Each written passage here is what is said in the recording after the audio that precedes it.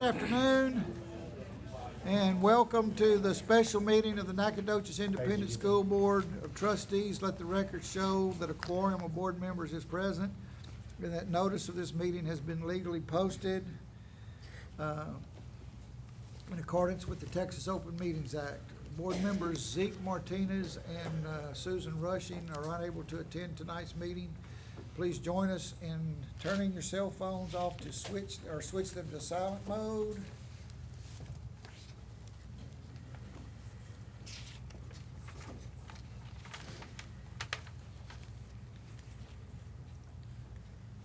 Sorry, there he goes. Okay, at this point, I'm going to turn the meeting over to Lisa Barbrick to begin the budget workshop. You ready for me? I want to give a. Excuse me. Go ahead. But there's the script and then the agenda is different. So go ahead, Ms. Dowdy. Okay. Tonight we begin, board members, with our budget process for 2017-2018 school year with the board. Even though we begin the formal process tonight with you, I want you to know that have actually started the process of budget planning with staff and team members during October of this past year. There's been a lot of hard work behind the scenes to prepare for tonight. I want Lisa Barbrick and Michael Martin to take a moment to review with you some of the highlights that I believe has been outstanding on their part this year. We are working on, or we have either accomplished this year, and that impacts our budget before we start with the actual vision and budget. Which one's first? Thank you, sir.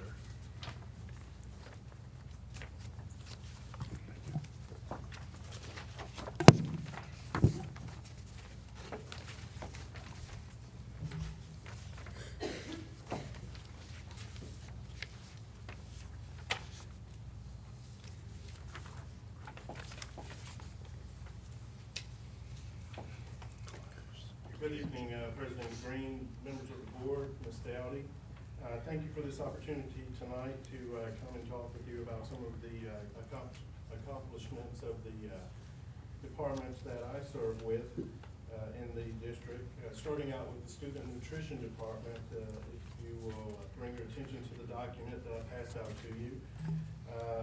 These are just some of the highlights of some things that have happened throughout the year so far. In the different departments. All of our schools have made 96 or better on their city health inspections. We have 6 schools that made a perfect score. I think that's attributed to Ms. Thacker and her staff and the great job that they do. Our plate cost is down, it's under $3 and meets the current meal pattern guidelines. We've had very few complaints in that department. Also, the food services department helps the principals and as well as the administration with a lot of after-hour events, feeding us very good food. Thank you very much to all of those folks in the student nutrition department. I want to talk a little quickly about the PEMS department, led by Kay Luna. Ms. Luna has successfully her and her staff have successfully implemented TSDS, which if you will flip to the back page, is the Texas Student Data System. This year Texas implemented a new data system, and it went very well. They have successfully got it up and running in the school district and submitted. If you'll flip on the back of that page, what I'm most proud of the department is that we have set some timelines to help our principals and campuses to get their data properly submitted in a timely fashion. Going back, also the PEMS department has implemented or taken Home Access Center, Family App, and Gradebook administrator role. Both Ms. Luna and Ms. Jones do an excellent job of administering those programs for us. We've had a successful on-time team submission this year. Successfully assisted in the migration of eSchool and Cognos to the cloud, which you'll hear about a little bit later.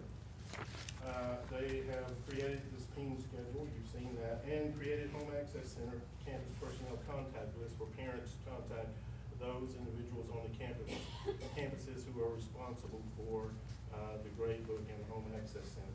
That's how our parents take a look and see how their students are performing online. Technology department.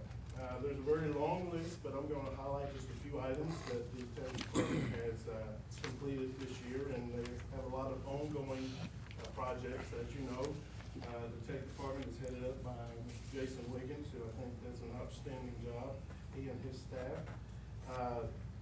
They have successfully migrated eSchool, eFinance, Home Access Center, Job Applicant Center, Job Applicant Viewer, Employee Access Center, Cognos Reporting, eSchool Family App, and eSchool Admin App. All of these programs have now been successfully moved into the cloud. The tech department for years, since the 1990s, have housed these programs on servers located in this building. This year we moved it to the cloud. So that has been successfully done, and it took a lot of undertaking and a lot of going above and beyond to get that done. So we appreciate them for doing an excellent job on that. They've also, House Bill 507, if you recall, board, you approved the purchase of special ed cameras to go in certain classrooms across the district. They've completed that project by installing 6 servers, 30 cameras, and microphones. So that was a huge undertaking that beginning in August we started.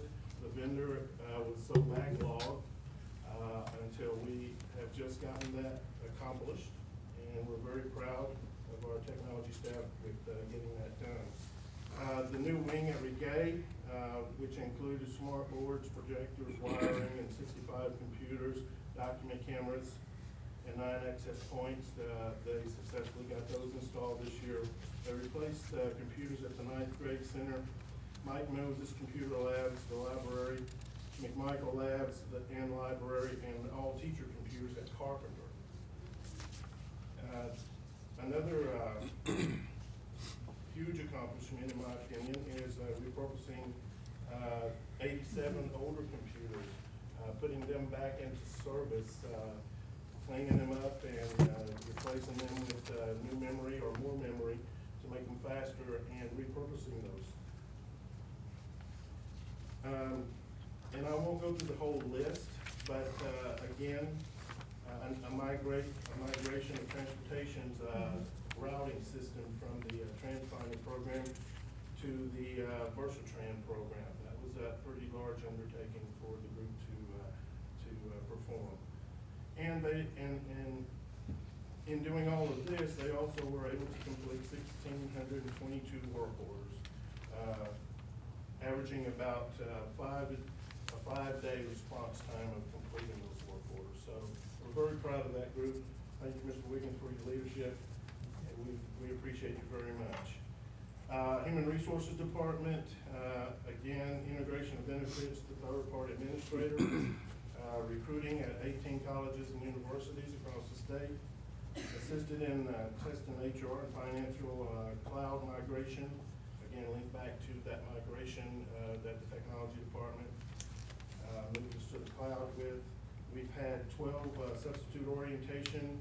We've performed 1,200 plus background checks and 400 fingerprint checks this year so far. And those include verifications for employees, observers, student teachers, interns, and volunteers.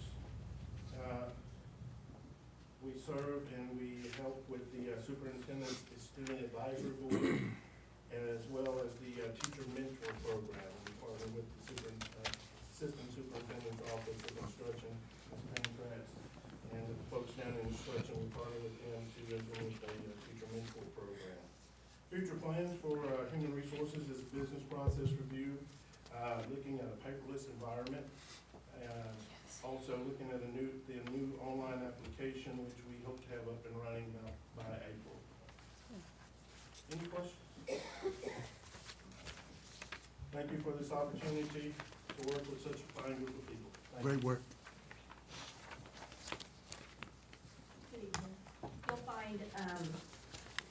My accomplishments on page 2 behind the agenda. My focus tonight more is on budget, so I don't have as many accomplishments listed. But Those in are facilities, led by Ralph LaRue, we have completed over $1 million in construction projects, and I have listed them there for you. And there is over $2 million in projects that are in progress. We've also conducted facility walkthroughs on all the campuses, and lists have been made. Some items have been completed, and wish lists have been prioritized, and next year we are budgeting for those items to be done within budget, but it is outside of the campus budget, so campuses do not need to come up with funds to pay for those projects. Transportation has purchased 3 new route buses. They have purchased a special needs bus and 2 fleet vehicles. They're also working in reducing their inventory. They are moving to a system where the vendor owns the product until it is installed in a bus. The business office has moved e-finance to the cloud. We are moving all employees towards direct deposit. We received a superior rating on the first report. We'll be implementing e-payments and accounts payable. And we are projected to end the year with 3 months of operating expenditures and fund balance. And I think that's huge. Yes, the business office continues to do more with less, so we are lean but not mean. And we continue to continue. I think, the 2 points that she made was that 3 months in the fund balance, she's been able to pull that back and put that in that we took out. And as well as the, especially moving employees, I know that you might not have realized that our employees didn't all have direct deposit, which cost us efficiency in her department, having to write checks every month. But everybody will be on direct deposit by Right after spring break. So that will help with, become more efficient in the department. Save time, save some money. All right, my vision, or our vision, this year, we began working closely with TEA, as you know, for governance in order to make the progress necessary for Nacogdoches ISD to provide a successful academic program for all students. This year's budget process has centered around our new goals, focusing on student outcomes. As a district, we must make some hard decisions over the next several years to be able to accomplish this vision. We must become leaner and more efficient in many areas in order to provide additional help for the administrators and teachers at the campus level. You've heard me state many times we must staff for today's needs. And also, like other districts our size, using staffing patterns to address both the ever-changing accountability system that continues to increase, such things as T-TAS, the constant writing of improvement and turnaround plans, providing support and coaching for all new teachers, just to name a few, has placed more work and pressure at the campus level. We must explore creative ways to recruit and retain the best staff possible for our children. As a district, we must also provide quality, consistent, supportive professional development to ensure our staff has the opportunity to grow. We must also, very important with the new accountability system, we must begin immediately in the early grades pursuing for academic advancement for our kids. We must become a district recognized by the state for excellence, and we will. Remember, this is just a start tonight. We are constantly meeting to hear the needs and make adjustments along the way to produce a budget that will accommodate the vision, and we must make it a reality for our staff and students. We will address some areas and program changes during executive session tonight. So, Lisa? We'll continue with the packet that I provided to you. The first thing you're going to see is a sheet like this.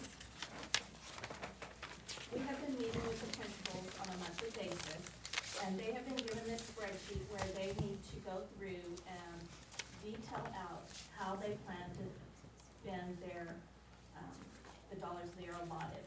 And it's a process in which they need to think about what they need beforehand rather than buying by the seat of their pants during the year. and also tying it to their campus improvement plan. They've also been given the task of prioritizing those expenditures because we expect their allotments to go down because of these staffing standards, and that will be the case, as we'll go over later on. But anyway, this, we've had 2 meetings so far, we're in 2 rounds. our second round right now. So the principals meet with their teams before they meet with us, so we are collaborating on all levels to build this budget. The next several sheets are the staffing standards that have been developed. So we have, you'll see elementary, These are new. middle school, and high The whole school, process. as well as the Martin Center, or Malcolm Rector, and the AED.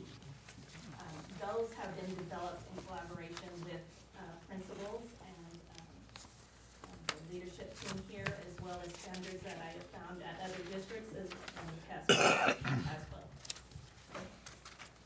So finally, we're gonna get to pass the staffing standards, the meat of what we're here tonight for, and that is the budget. So the first sheet you'll see is labeled raises at the top. We have built in the budget a 2% flat rate for all employees. That will cost $629,000 in the general fund, $739,000 overall.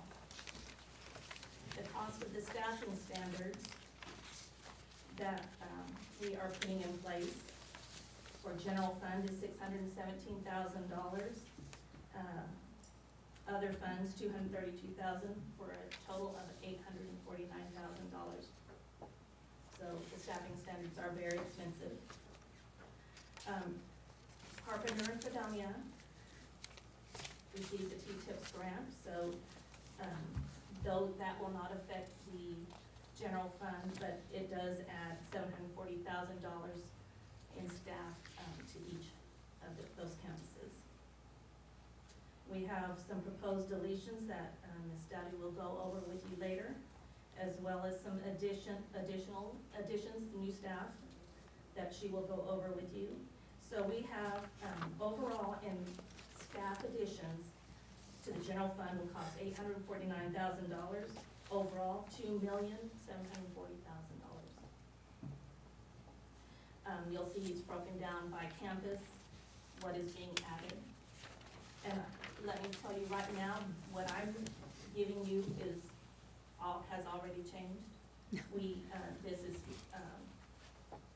looked at every day, and just especially looking for money, but anyway, looking every day, we're finding out new information or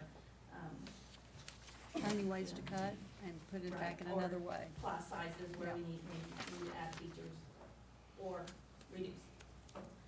So the next page is labeled, at the top it says non-payroll accounts. Because those standards are costing so much, the money has to come from somewhere. We are also facing $500,000 reduction in revenue. Our revenue is driven primarily by taxes and then state aid. There is a component of our state aid that is where we are rewarded if we collect a certain amount of taxes, like a high tax rate of like 97%.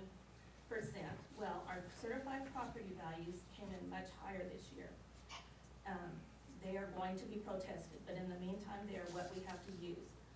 Well, based on those certified property values, there is no way we will be able to collect our fair share of taxes.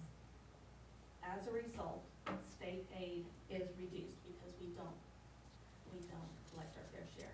And we're looking at about $500,000. I am working on a way that we can recoup that money. It is also going to be protested by by the CAD. So hopefully that we will get that back. So anyway, we have a lot of work to do. And all that being said, the next pages show our budget. We have our revenues. We are expecting $51.1 million in revenue. You can see there that is a reduction of about $451,000 over current year.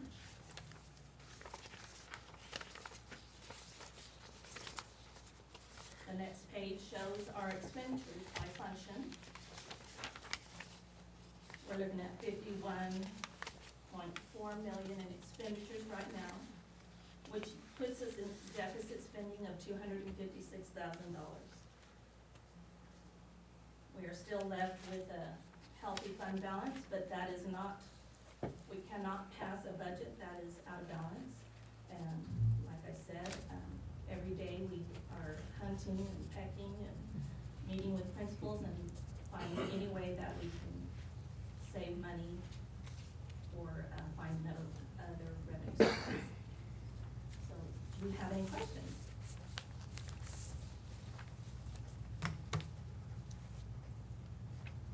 I do. I'm gonna back up though. This is probably directed toward Mrs. Dowdy, I would guess. The staffing standards, I like what I'm seeing here because it kind of provides some clear guidelines. My question would be, how did we come up with these? What are they based on? They're based on, like Lisa said, she first drew from TASBO some standards. TASBO, Her- not Texas TASB. Texas Association of School Business Officials. Okay. Okay, so taking those as basis, looking at other districts with high needs, from what I came from when I worked with a high needs district, and looking at what we provided, talking to principals and staff on what they see that they need, we came up with, standards, Okay. okay? And then, of course, we added the TIPS grant faculty in there and so forth, which helped those two campuses tremendously. But what we looked at is, what are we missing on the campuses? And I'm gonna give an example. We looked at, for equity, McMichael had interventionists, but Moses did not.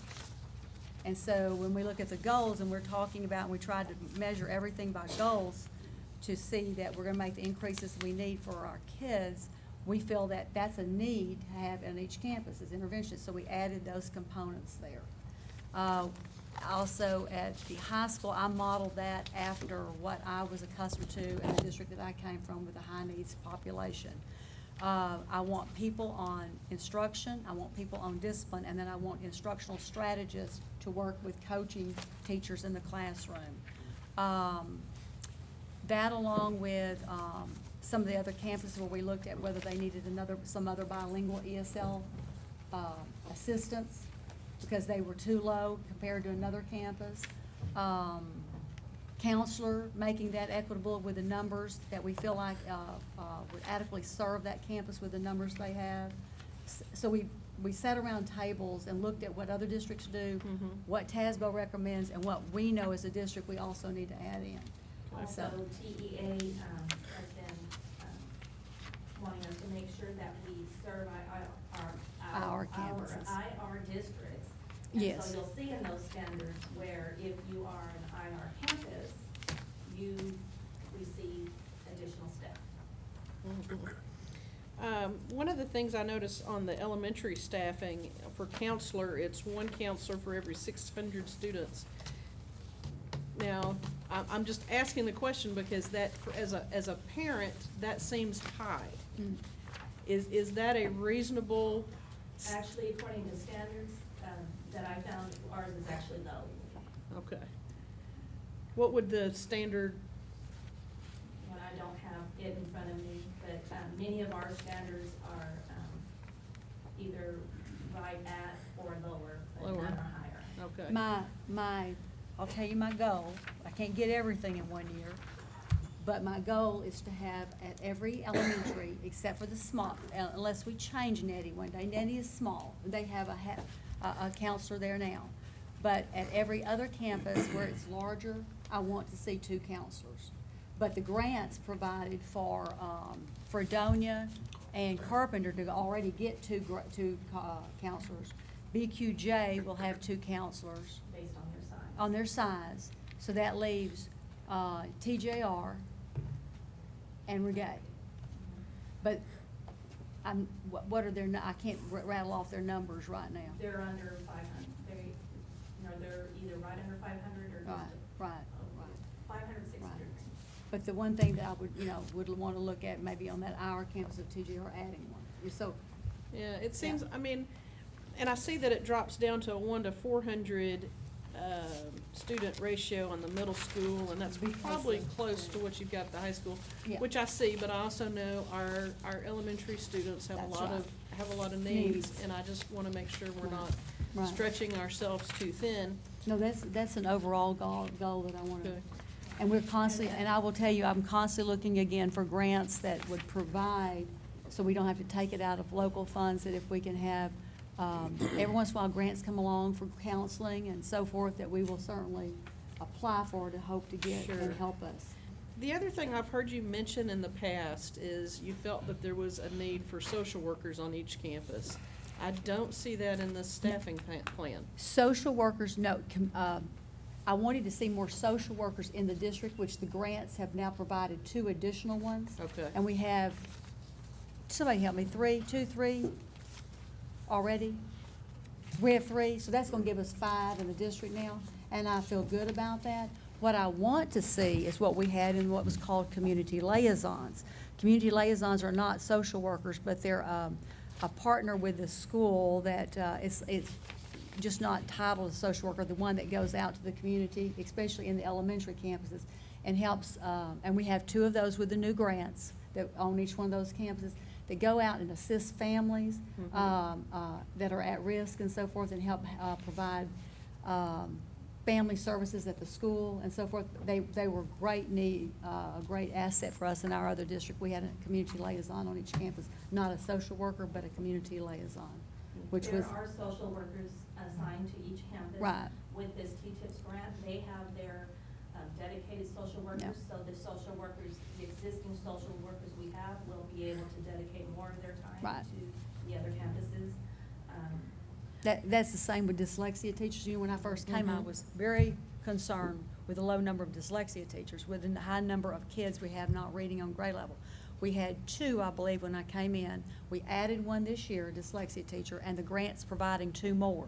So now we can spread out the services of those others and have more help on campuses with dyslexia services, because I think we were lacking big time in that area. So I think what I'm. Elementaries have more aides assigned to them Yep. as well as interventionists. I think what I'm hearing you say is your vision, you'd like to see additional positions, Yes. but this is Yeah, the first step. This is baby the first stepping it step. out. You know, if I roll out everything I want, y'all might not be I able to gotcha. swallow that. So let's Yeah. take one step at a time. It would be nice though to kind of see what that looks like the 5-year plan Right. of where we want to get. I can do that. Of course, it's gonna take along the way on how we save the money to provide that. We're not growing a money tree, so we've got to look at different ways. Exactly. And we're finding ways to become more efficient. And as we do that, that saves in manpower and how we use people. And so, that would save money in the long run we can provide back. We've got to look at providing for the campuses most of all. And that is absolutely my So- concern. I want to make sure that we're Yeah. getting the resources to the campus For level. support.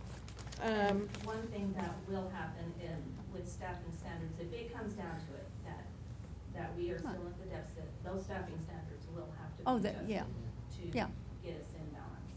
So This like is- I said, this is an ongoing daily process of building this budget. This is taking our first good stab at it, because we did not have staffing standards. Lisa's done a tremendous job this year creating those. What I had was what I always use, and that's my old visual staffing charts that I use for instructional.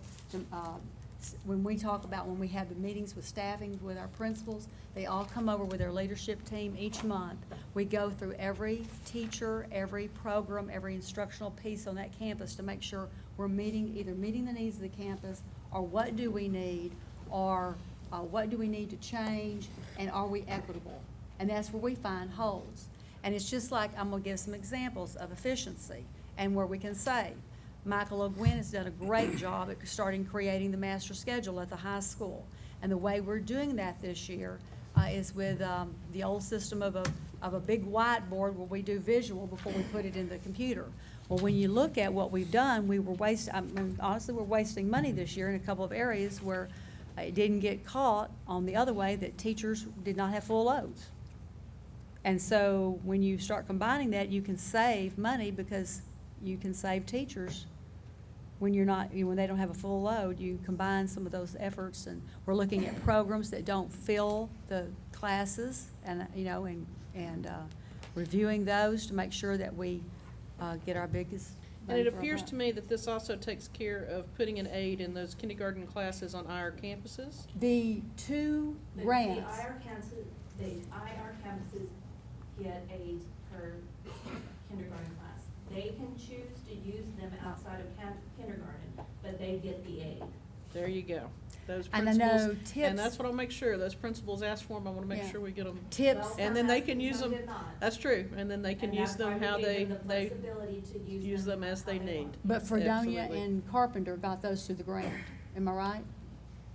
One of the grants, I think Fredonia got theirs through the grant. I'll have to go back and read it, but it provided aids for the kindergarten classrooms. So that's gonna provide a lot of money for us for the next 4 years. 4 years, is it grant 4 years? 4.5 years, yeah. Yeah. I would say this, I know that it's a struggle as we're trying to balance this budget. I very much like what I'm seeing with these staffing standards. I would encourage that we look under every rock We will. and cranny so that we can make reductions in other areas of spending so that we can fund this and get these needs down to that campus level.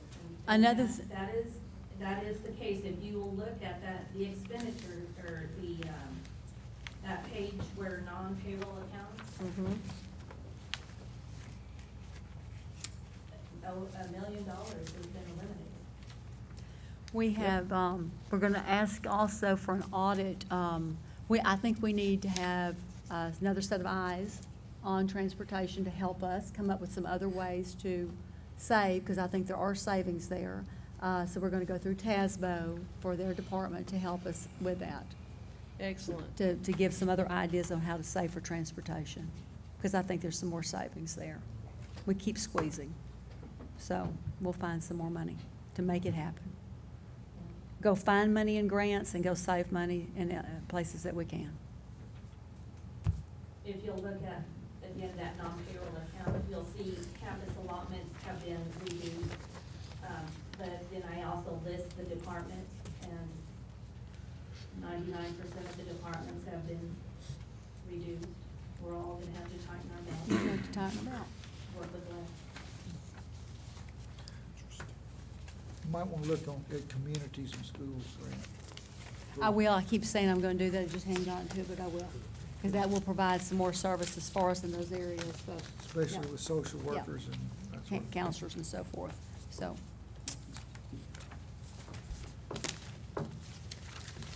Any other questions? Yeah, the big one that jumps out to me, and could you explain it to everybody, is the 214,000 at TJR, the decrease? Oh, yeah. That is their fine arts program. They are no longer going to be Yeah. a magnet school, so that's what that is. They also are having we are projecting a drop in enrollment. And so they're, I believe they'll lose one teacher over that. One of the things that's happened in the past that Lisa and I talked about, and I believe I'm correct in this, projections for next year, every year was made on the current enrollment without rolling forward. And I'm used to doing the budget where you roll the numbers, the enrollment numbers forward and base your budget on that. So when you do that, you actually get a more accurate count of students, so it may show that you've lost some students moving forward, you reduce by that, and again, the magnet program, so that's why at that campus. Because it does look odd, why would TJR lose? It's because of that.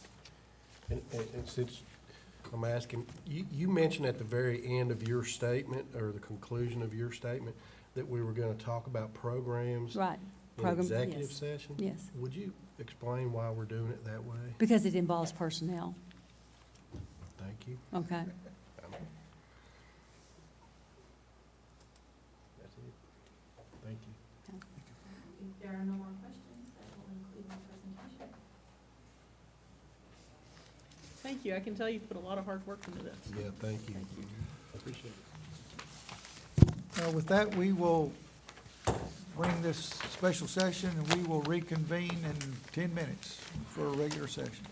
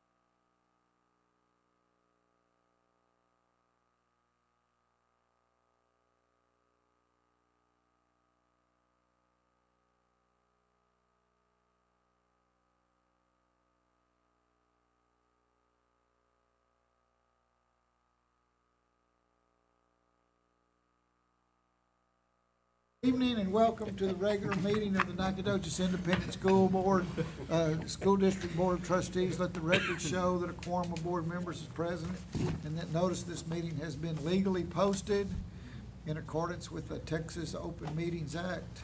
Board members Susan Rushing and Zeke Martinez were unable to attend the meeting tonight. Please remember that items do not have to be taken in the order shown on the agenda. And would you please join us in turning off your cell phones and switching them to silent mode? Reverend, would you mind giving us invocation? Sure, shall we pray? Father, we're so thankful for this time and privilege and opportunity to be able to transact business on behalf of the student body and the faculty and staff of this district. We pray you guide our thoughts. We pray you be with us throughout this meeting. May all that we do give you glory and honor. In Christ's name, amen. Amen. I'll now call on Melinda Wevo, principal at Fredonia Elementary, to introduce the students that will lead the pledge to the flag this evening.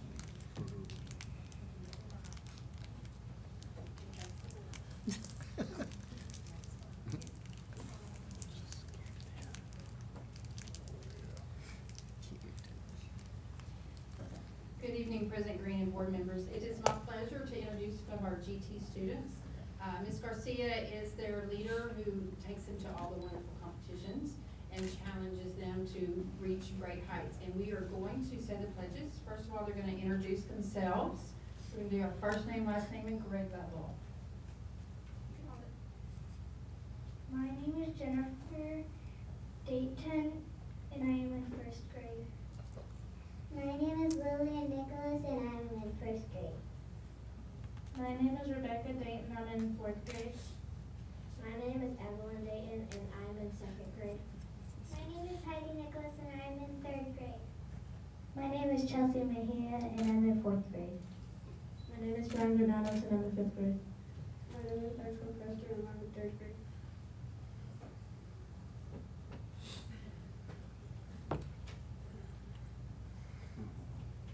My name is Joyce Garcia, and I'm the Fredonia GT coordinator for these fabulous kiddos. All right, we're going to start with pledges of merit. So we'll all stand.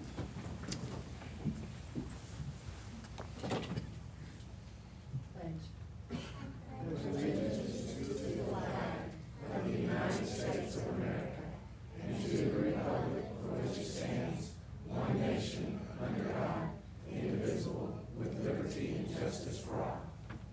Texas pledge.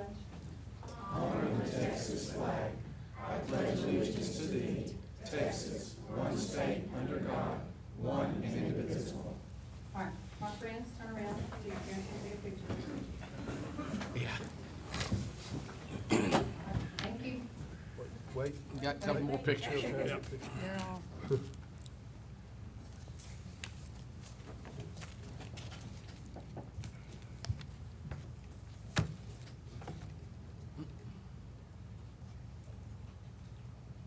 Thank you. Good job. Thank you.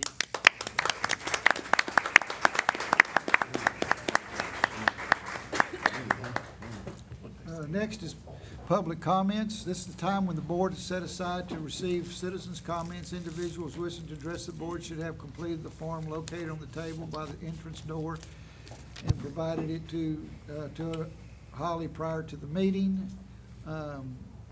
Comments will be kept to a maximum of 3 minutes. Groups of 5 or more individuals having the same concerns shall have a single spokesman for the group. The board reminds speakers that the open forum is not the time to place to bring board complaints about a particular program or particular employee. The board has adopted specific complaint policies and specific procedures for presenting those complaints. The board cannot respond to comments in this open forum, but can inform you of policies and complaint procedures available under board policy. I have 3. Michelle Peck. And then Carolyn Cogburn will follow, and Catherine Daniel after that.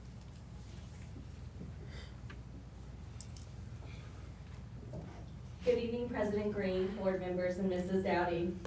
Since August, I've shared research about the negative impact corporal punishment has on positive student outcomes. I've asked for a ban of this practice, and I was told that the board will have the opportunity to vote on this policy. And while the research I've provided may not be used to make a decision for or against hitting kids in our school district, there will be a decision, I was told, that involves a vote by the board. At the very least, consider reverting to the former policy that forces parents and guardians in favor of corporal punishment to submit documentation to the district in writing, saying that they want teachers and administrators to lay hands on their children. Because physical discipline that causes pain cannot be equitably applied, this type of record could only serve to protect Nacogdoches ISD teachers and administrators.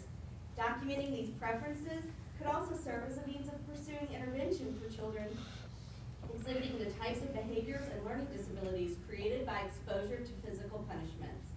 I've raised the issue, shared the research, and asked for action again and again. Since the district policy changed, not one parent or guardian has spoken to this board in a public meeting in support of the practice. Ask yourself why each of you continue to uphold the policy.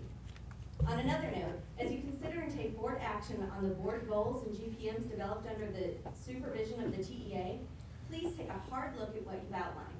I ask this directly for the teachers, administration, and students of McMichael Middle School, some of whom happen to be here tonight. When the school's failing test scores were reported at the last board meeting, not one administrator stood up for the rezoning decisions made in this room that created overcrowding, understaffing, and scheduling chaos at the campus. This disruption lasted well into the 4th week of the school year. Every minute of classroom instruction is important. Consistency is important. Routine is important. And all of this was lost on the campus. While teachers and administrators scrambled to make school happen, not one person in this room acknowledged the root cause. No one analyzed the matriculation transfer schedule for middle schools in the rezoning process. This issue was brought up in the committee and by parents, myself included at this podium. McMichael Middle School is struggling. Rather than make that school's administration defend the plummeting campus scores, what if one person took the time to acknowledge the decisions that contributed to the problem? I know teachers are still besieged with overcrowding and students are still struggling to recover from the instruction lost at the beginning of this school year. I'm here to stand up because nobody else did. I appreciate the work that was done just to make school happen at McMichael. We're under TEA governance because of leadership, not our teachers, not our kids. Have you developed any goals that require our leaders to make changes to improve school and student outcomes for kids at Nacogdoches ISD?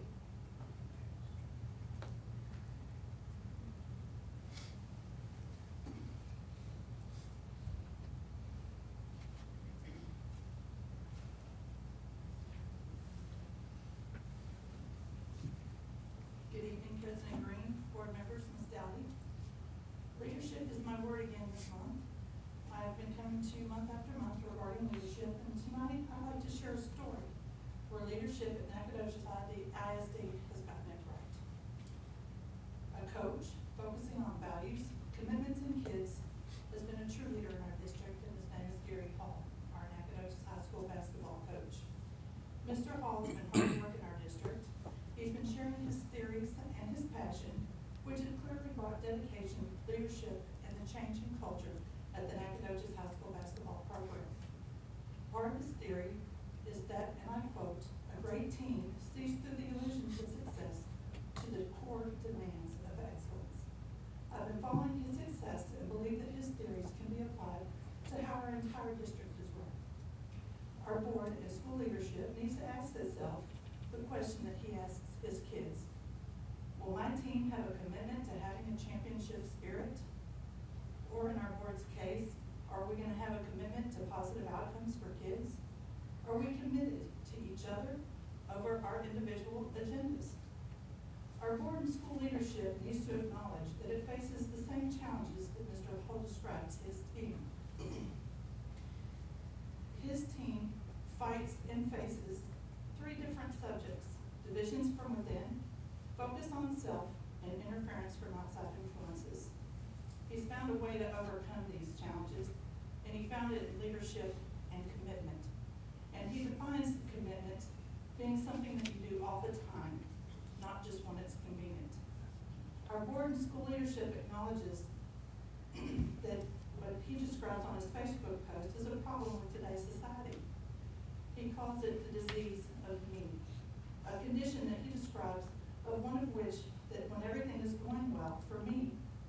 will follow through with what is asked of me. If things are not going well, then I'll get off the same page and do what I want. His answer to this problem once again is leadership and commitment. Mr. Hall has been successful, and our school district can be too. In his words, we have a zero chance if we're not committed to having a championship spirit and honor the things that go into winning. Our district needs to win in the realm of education, and per his words again, if it's important enough to you, you'll find a way. Please keep this in mind as we move forward with our new governance. Thank you.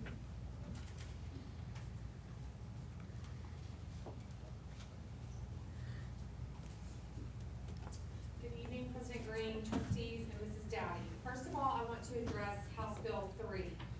This bill is being promoted to the taxpayer as the Education Savings Accounts bill. However, if passed, this is going to equate to vouchers. In the bill, specifically, it says that if passed, these vouchers would provide just over $7,000 per student to parents who choose to withdraw their child from public school and enroll them in private, charter, or even homeschool. Where will that money come from? From funds used to educate public school kids in Texas.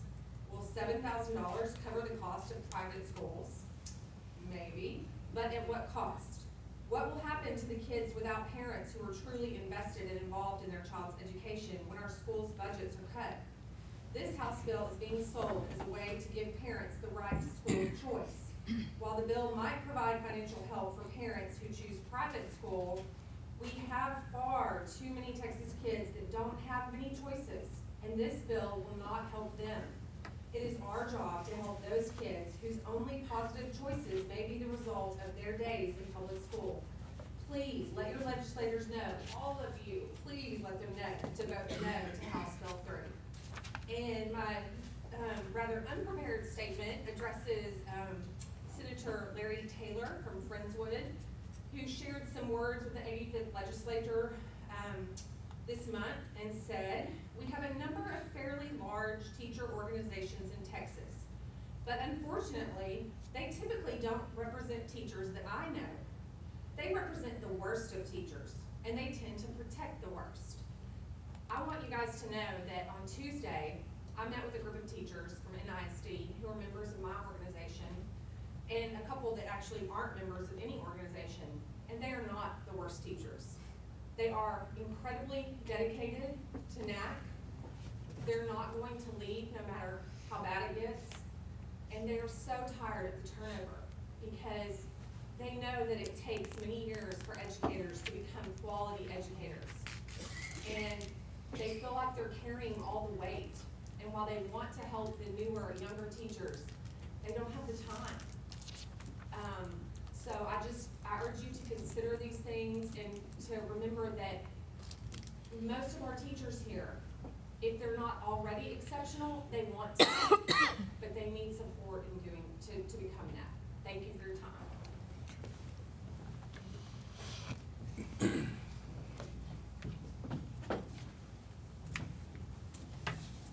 Next section is information items and reports. With that, I'm going to turn it over to interim superintendent report. We have a lot of items this month. The Nacogdoches ISD Board of Trustees will have 3 positions open for the May 6, 2017 election. On Saturday, February the 25th, McMichael will be hosting the district UIL meet. There will be over 700 students from McMichael, Moses, Lindale, Corsicana, White House, Jacksonville, competing in 19 different academic and fine arts events. To run a meet of this caliber, we need many volunteers. If you would like to, or be willing to give us part of your Saturday or on February 25th, you can either contact Amanda Bankston or Shannon Johnson. Right, Tim? We had National School Counseling Week was February 6th through February 10th. We are very grateful for all our counselors. Each campus had thanked their counselors in their own special way. Do we have some counselors out here tonight? If you do, stand up, please, if you're a counselor. Well, Cindy, you are, okay? We've been at the assessment conference. You have. So they're probably working right now. But thank you for all your hard work. Also, Black History Month and Students of Color had a very big program this month, and it was very well attended. This week is FFA Week. Each year, FFA chapters around the country celebrate National FFA Week, and this month is Kate Month. I didn't realize it, Jeannie. It's Kate Month. We have many students and teachers in our district that go above and beyond in this department. We sure do. We have one of the best Kate departments around. Student and teacher achievement. Congratulations to NHS Kate cosmetology teacher Jan Holland. Jan was named District 7 Skills USA Advisor of the Year. Thank you for everything you do for our students. Well deserved. The NHS Automotive Technology Department is now taking appointments for car service and repairs. Repairs such as oil and filter change, transmission service, tune-ups, brake jobs, alignments, tire balance, and flat repair. I would also like to congratulate, yes, the NHS varsity basketball team. I don't know if you got to go to some of those games, but they were very good. This last one was great. Okay, they came back, didn't they, Michael? They came back and won for making the area playoffs. The men's area basketball playoff game is Friday, February 24th at 7 o'clock at Madisonville High School. So if you can attend, they really are exciting. This past Thursday, the NHS powerlifting team lifted in Lufkin. The Dragons finished with 41 points total to win their second meet of the year. The NHS, I got to see her swim too. Jessie Stovall made the Dragon Nation proud at the state swim meet in Austin this month. She placed 9th in the state of Texas and posted 7th fastest time of the day. We were very proud of her. This past Saturday, NHS tennis went to Longview and scored 114 points, vaulting them to a second-place finish, which is their best showing of the year. Job well done, and keep up the good work. At the beginning of this month, we had 6 NHS senior football players signed on the National Signing Day. We wish them the best as they continue doing what they love after graduating high school. Some very good success stories there. Campus and personnel updates. On February the 6th through the 10th, author and screenwriter, and I've heard some great things about this, Michael Anthony Steele, visited with multiple Nacogdoches ISD elementary campuses. Next week, campuses will celebrate Read Across America. This week-long celebration also honors Dr. Seuss's birthday, which is on March 2nd. As Dr. Seuss said, you're never too old, too wacky, too wild to pick up a book and read with a child. Reminder to parents and students that March 3rd is middle school early release day for Mike Moses Middle and McMichael Middle School. And last, community involvement. Every year, Nacogdoches Area United Way touches the lives of many of our families. Help United Way support our local Dragons by voting for SFA's Coach Kyle Keller in this year's ESPN Infinity Coach Challenge. I don't know if you've gotten that email or not, but be sure and do that. We have the Nacogdoches Alumni Chapter of Delta Sigma Theta Sorority and the Theta Gamma Chapter of SFA present this evening at our school board meeting. Thank you for all the wonderful things you do on so many of our campuses. Is that true? Where are they? They are in red. Okay, stand up. Okay, I said, is that true? I did. Thank you. Thank you so much. And you got the next one too, because you got I've got a update lot on of them magnet tonight. school. Right. Magnet schools. All right, let me go to that. This next year, we will have 2 changes in the district. First, at Carpenter Elementary and Primary. Those campuses will become combined again, so there won't be a separate early childhood or primary. It'll be Emmeline Carpenter Elementary School, PK through 5. So that will be combining that program back. The other thing is for the TJR campus.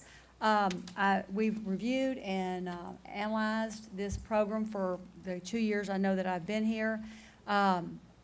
Most districts of this size, 6,500 kids, do not usually have magnet programs that, because you don't have enough students to fill those programs and then be able to support it financially.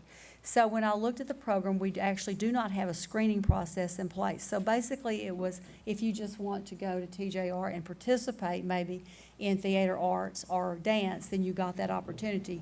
Whether, you know, and that's, we had, I think, about 25 kids that normally was doing this. So what we decided to do is remove that title for this coming year, take those FTEs and put those back into the classrooms where reading and math and some of those other areas are needed. And so we would do away with the TJR Fine Arts Academy label and just go resort back to TJR.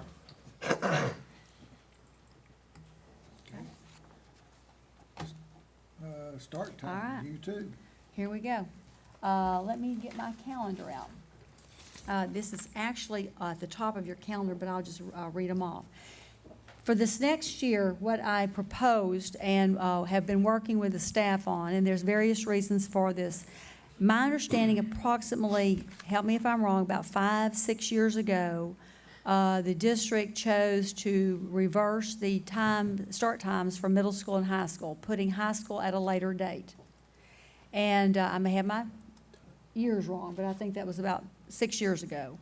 And it was, I tried to research this, and it was based on my understanding that there was a research paper given to the board regarding students at the secondary have better learning ability at a later start or a later time, which in this case is 1 hour. When I look at results and when I look at the overall picture of high school, I don't know where we would point to see that that's been a success or that that's really done much in the way of academics. But I do know what some of the things it hasn't done. It has caused at high school. In many districts, you have the high school starting earlier because of the situations in the afternoon. One of the things in the accountability program, our new accountability system, and Jeannie can even speak to this, what we're seeing are more areas that we have got to get our children into for what I was talking about, advanced academics as well as CAPE technical programs. Well, if children do not have time in the afternoon because they get out late in the afternoon to go and work these jobs or these skills, and one example is teaching. We're trying to promote more students to go into the field of teaching at our program at high school. It's dwindled down to very few, and one of the reasons is because there's no time when they get out so late to go to an elementary or middle school to teach because school's out. So they don't get to participate in the skills. So that's just one example. Another one has to do with at high school, that's where your big UIL events are always occurring. Your football, all these sports I just read. When kids have to leave in the afternoon to go to Corsicana or wherever they may be going, they have to leave at 1:30, 2. That takes half your staff and it takes all the students out and leaves kids with subs, and they miss almost a half a day of school. So when we reviewed all of this information, which I've looked at with other districts before, the recommendation I had was to go back and reverse those times to where we start earlier at the high school and then 1 hour later at 8:30 at the middle schools. Elementary is the same, okay? So we discussed this. I presented it to the 2 middle schools. I came to the middle schools and presented it to their staff and gave the explanations as to why we're doing this.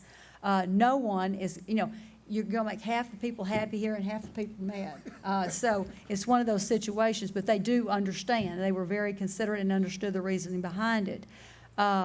We are certainly going to address any issues that arises from it. So, for example, there was a couple of teachers that have issues with how they get their kids from one campus to the next. And in the district where I came from, we used shuttles to get them or help them get on a bus to get them to the other campus in the afternoon. So we'll make accommodations to help those teachers and so forth to make this change and make it work. But any questions on that? Those were the reasons behind it. So if you want me to read it, would be elementary. Breakfast would start at 7:45. First bell's at 7:55. Start time is 8 o'clock, tardy bell. And they release at 3:15. Middle school starts at breakfast 8:15, first bell 8:25, start tardy time 8:30, and release is 4. High school's at 7, breakfast, first bell 7:25, start time and tardy time at 7:30, and release time at 3. Are you making any accommodation for those parents who work and have to have their have to be at work at 8 o'clock, and so they need to drop their middle schoolers off? We've talked to Harold and Tim, and in districts that do this, you have to either scaffold the time for someone to come in so that somebody is there in the morning to do that. Tim, you want to speak to that in any way? We'll just have to look at what our personnel is going to be, that maybe somebody might need to come in. Normally it'd be 8. They might need to be in there at 7. That just means that they're able to be in the day an hour earlier. Right. So if we just for aides and so forth. So, so there will be accommodation for parents that say need to drop their children off at 7:45. We need to set a time that is, so it's not just at 6 or 6:15 or whatever, but we need to have that drop-off time that, yes, that they can, and then we would accommodate them with someone holding them in an area. Yeah. That's what I've seen done in other places, so. It's the same thing at elementary when they drop them off early. You've got to have somebody there waiting and helping them, because that does happen. Okay? My concern about the middle schoolers has to do with the fact that I think the majority will probably, it'll just make their days later. Yes. In other words, in all their activities and everything they do. They get out of school later, their extracurriculars and sports and practices are later, their homework's later, they go to bed later, and they're not necessarily gonna, or their parents may not necessarily make them get up and use that time early in the morning before starting at 8:30. And so, it's a concern I have, besides the idea of the parents going to work and dropping them off, but has anybody looked specifically at the busing situation and schedules? And, you know, I've heard Mr. Burton get up here many a times and say, we're one of the few districts that actually still bus children within the 2-mile radius. Has anybody looked at numbers as to how many we actually do, and if that changed, would it help? Because I guess this is a busing problem, trying to get kids to middle school by 8 o'clock or earlier, and that's why we're changing, you know, to accommodate the 7:30 high school. We're Right. pushing another one later because of busing. We don't have the fleet. If everybody had their way, everybody would start at 7:30, but we don't have the buses to accommodate that. And how many other districts are like this comparable to us and our size? Are there many, or do a lot of them find ways to do it at the same time? It depends on whether they have the buses or not. I was accustomed, we didn't have enough buses, so we started the same way as this, at high school earlier, middle, and followed that same routine. But, I mean, if you've got the luxury to have the buses, and I know we've asked Stacy to review the information and see if there's any way in the middle, if he could close that gap somewhat. In other words, start earlier for middle school, if there was any way to adjust the scheduling with buses so that he could get it closer, Stacy, and. There's not, we talked about that in depth, Yeah. and there's no way possible. There was no way. Either way we do it, we have to be done with one group in order to get back to the other group to get them Right. there. And I will tell you that Lufkin, theirs is different, but it's not a large gap in difference, probably 15 minutes campus-wide between. And do they do that with more buses? They close that gap with more buses and more They drivers? have, or? well, they have more buses per number of students that they're transporting. So their routes, you know, ours, we have more buses because we transport more kids.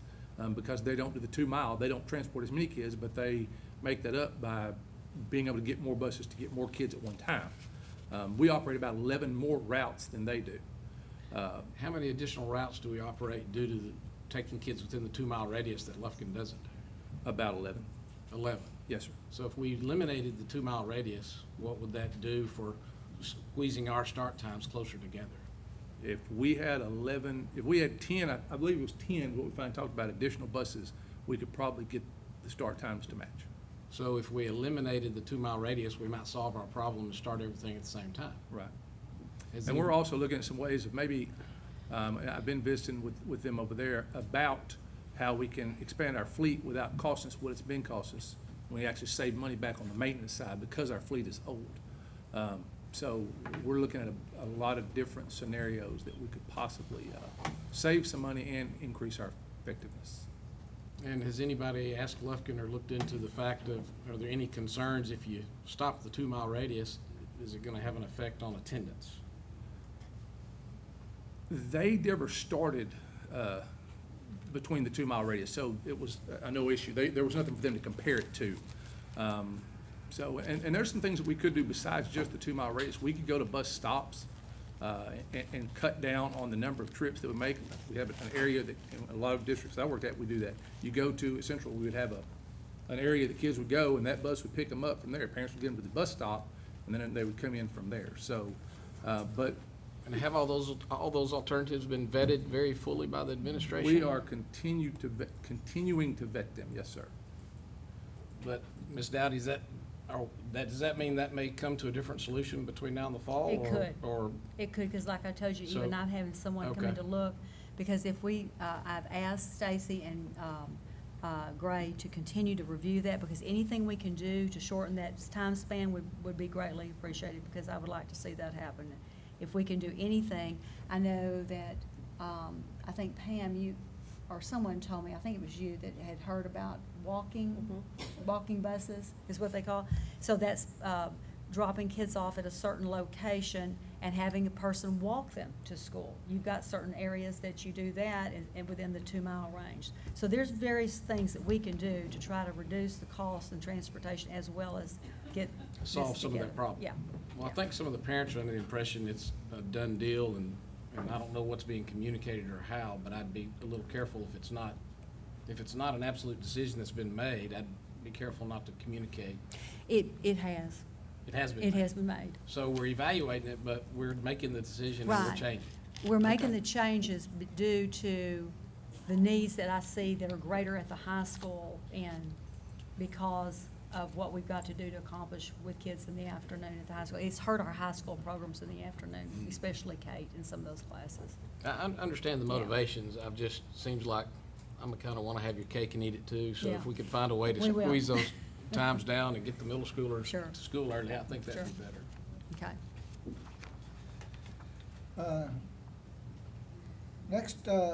Next is report from, we'll be hearing from Jennifer Simmons and Andrea Howell. Can I start first and say, this month, instead of bringing the IR campuses up, because we don't have a lot of new data from CBAs and benchmarks at this time, we chose to look at reading, primary reading, and where are we on primary reading at this time, because that's the most critical factor we have in getting ready, these kids ready to move on. So I asked them to give the mid-year report on where are we on reading. Good evening, President Green, board members, Ms. Dowdy, and Nacogdoches community. We have some great news about the early literacy. I'm glad to hear it. report. Although we still are struggling in some areas, we are seeing progress. If you pull the yellow tab out, because you know we have to have a vocabulary and we have to have acronyms for everything in education, and then Ms. House will pass up from the audience, just so you'll know what all these things stand for. In pre-kindergarten, the assessment we use is called CIRCLE. It's the Center for Improving Readiness of Children for Learning and Education, and it's their progress monitoring assessment. The great thing about this one is it's free. Yay, we love this, but it gives us a lot of grade data that we need. And this one comes from CLI, the Children's Learning Institute in UT Houston. Then for kindergarten through 2nd grade, we use TPRI, which is the Texas Primary Reading Inventory. And it goes into a lot of depth. This was one that they had used before in the district, but we brought it back because it does give us so much good data that we can, things that help the teachers improve. So we will start this evening. Well, if we go to the next slide, just some things you need to know before. CIRCLE and TPRI are both on the TEA Commissioners list for the reading instruments. Both assessments are designed to identify the reading development of the student. They are a diagnostic tool that provides teachers with specific information about a student's strengths and also their areas of concern. And as a district, we use this information to drive instruction and to plan instruction to help our students become successful readers.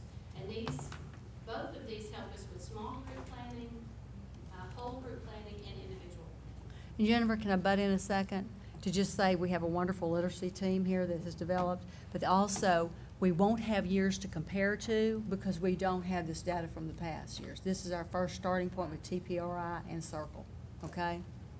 But the good thing is CIRCLE is, it adds on TPRI. I mean, it will be easy for the kids to go into TPRI from CIRCLE because they are compatible. They build on those skills. Okay, so BOY and MOY, because we love the things. BOY is the beginning of the year, and MOY is the middle of the year. And in your handouts or on the board when we see them, the BOY will be in blue and the MOY will be in green. And at the end of the year, it's the EOY, and I haven't chosen the color yet, so we can vote on that one. Did I say my name? I don't think I did. I'm Jennifer Simmons.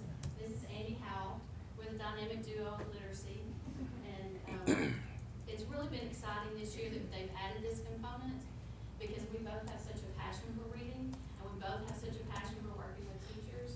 And so even though we haven't been doing this long, Andy just started in January, I started after school started. But it's been wonderful to work with teachers and see, I mean, it's like they mentioned earlier, these teachers, they want to be better. They want to learn. They thrive to learn. So it's wonderful to see them learn and grow and work with the kids. Okay, on to data. Okay, the circle data, it starts out with the first 4 of those, and here's your big thing, is under the phonemic awareness. And phonemic awareness is how we break down sounds. It's like the parts of the words. So syllabication, of course, is syllables. So on this one, they have to clap the syllables in a word. So if it's a banana, banana. So they have to clap those. And of course, these are kids. These are 4-year-olds that have never been in school before. A lot of them, you know, their parents don't read at home, so they don't hear the words a lot. So at the beginning, of course, we were very concerned that it was only 19% that could do this. Many of the students in pre-K that we get are 2 to 2.5 years behind. Right. I got to ask, is there any, I mean, I see where we were at the beginning and the middle. Is there any indication of what an average, like a state average or a national average to compare? The state, well, I called about this because I knew that was going to be one of the questions. They would like by the end of the year for at least 60% of the students to have met all the guidelines. Okay. So that's what we're shooting for. And if you look at rapid letter naming, which of course is they have a letter pops up on the screen and they have to name it within 3 seconds and as many as they can in a minute. And that one, actually we started out pretty well and then we're already at 75%. Good. So I thought that was great. Now one of the things that we discovered, and alliteration and rhyming of course, we're very concerned about because they started so low, 7% and 11%.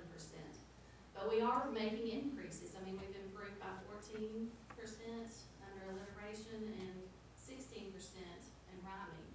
So we are making gains. But this is one of the things we're noticing. It's those pre-reading skills that not only are missing in these pre-K kids, but as we go through the data, you'll see even those pre-reading skills in the other grade levels are struggling.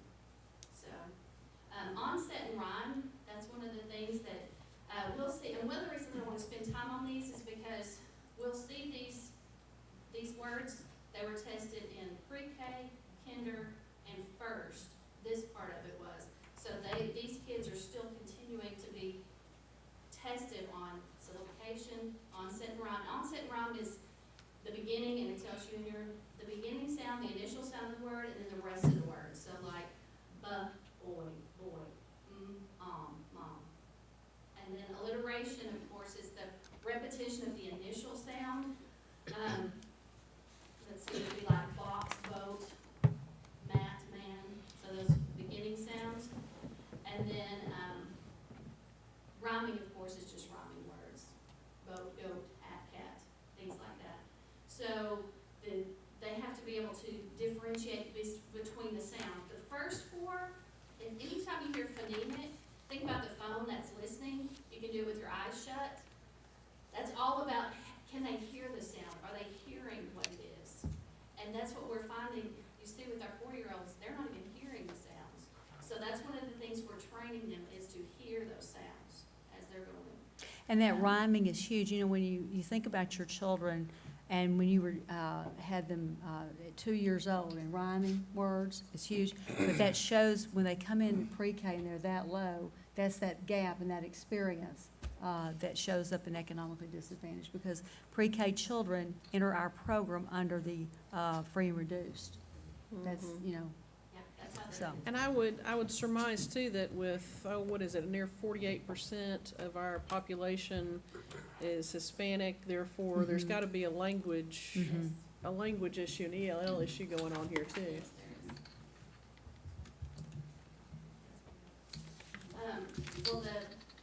But for the circle, I mean, even though we are making gains, we know we have a long way to go, but with the coaching that we're doing with the teachers and just them helping each other, I really think this is going to continue to get better and better, because when we first went through this training at the beginning of the year for this test, some of the teachers were like, I'm supposed to be going way back to that? And I was like, yes, you have to go back to the rhyming, to the onset, to those Or what beginning they missed. sounds.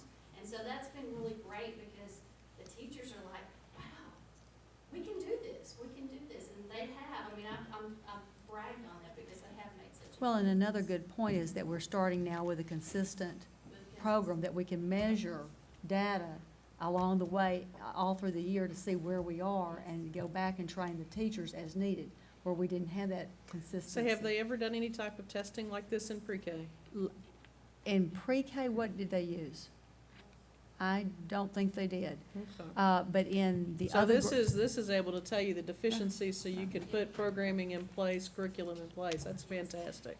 The other grades used before, they used a thing called MAPS. And what I didn't like about MAPS is that it was computer-based, and when you have children at kindergarten and first just pecking away, sometimes you don't get a real result, you know, and you're assuming they don't know or they know. And so this TPRI is state, and it's a much better Yeah, instrument. Circle is the same as TPRI. It's a face-to-face, one-on-one, and even though it takes some time, we see the benefits. Mhm. Because for the first time with the circle and with TPRI both, the first time it takes about 45 minutes per kid, one-on-one, but then the next time it goes faster because they start at a higher level. They're progressive. Okay, any questions about pre-K? We're going to leave pre-K circle and move on to TPRI. Now, look at that beautiful. Okay, when our teachers do the test, this is the report that they get. It breaks it down into all the different areas, as you see under phonemic awareness, and then graphophonemic awareness. If you think about graph being writing, this is where they put the letters and the sounds together, and they start making meaning of the words. So, just if you remember, phonemic is just hearing. Grapho is when they're starting to put together the writing and the sounds. So what I've done, because this is what really helps the teachers in their small groups when they're working with the kids individually, because they get one of these. You get one for your class to help you with get your small groups together, but then each child gets an individual. So, I mean, Russell, we're getting like some what you're great talking about. data. Kind of like what you But were what talking I've about. done to make it easier to present to you is, you see at the top of each of the areas, the sub-areas, I'm taking the ones off the top of each area.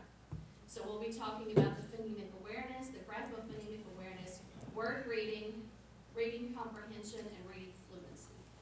So those will be the main topics we'll be looking at.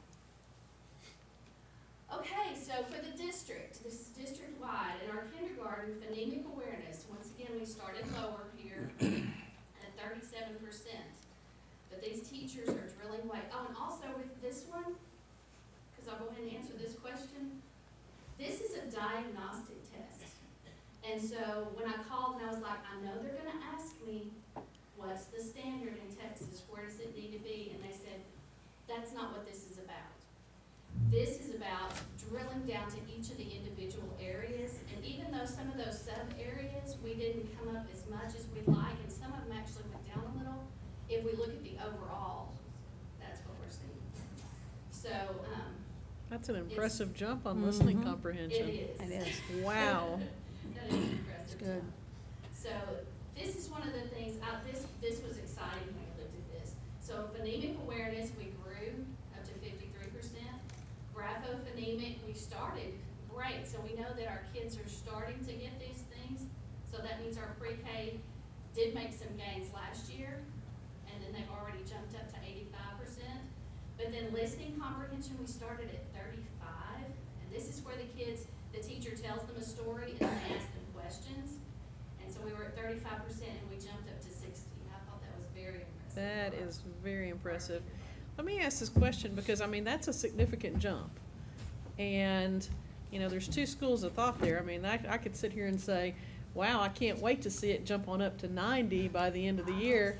You know, but realistically, I think that the higher you get, the harder it gets to get there, right? Yes, this is a progressive test. Each time, like the students that took the test the first round, I said, They start where they left off, and it gets Okay. progressively harder.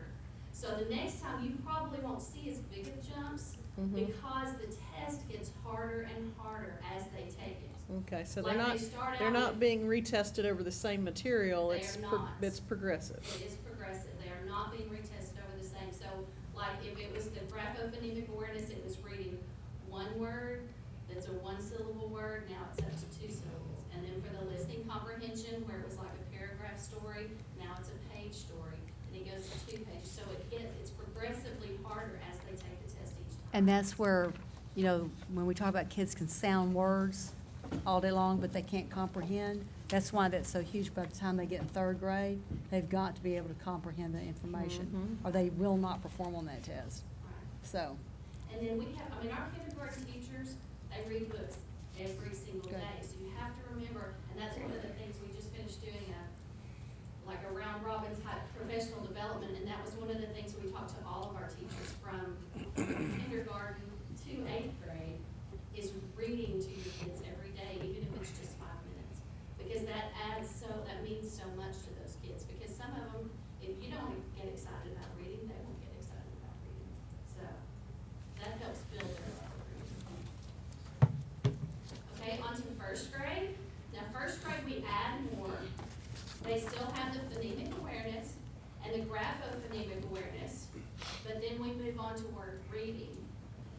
So as you see, I mean, we're on the phonemic awareness and the graphophonemic in 1st grade, we're looking okay there, but then we go down in the word reading, and this is where they're starting to put those sounds and letters together.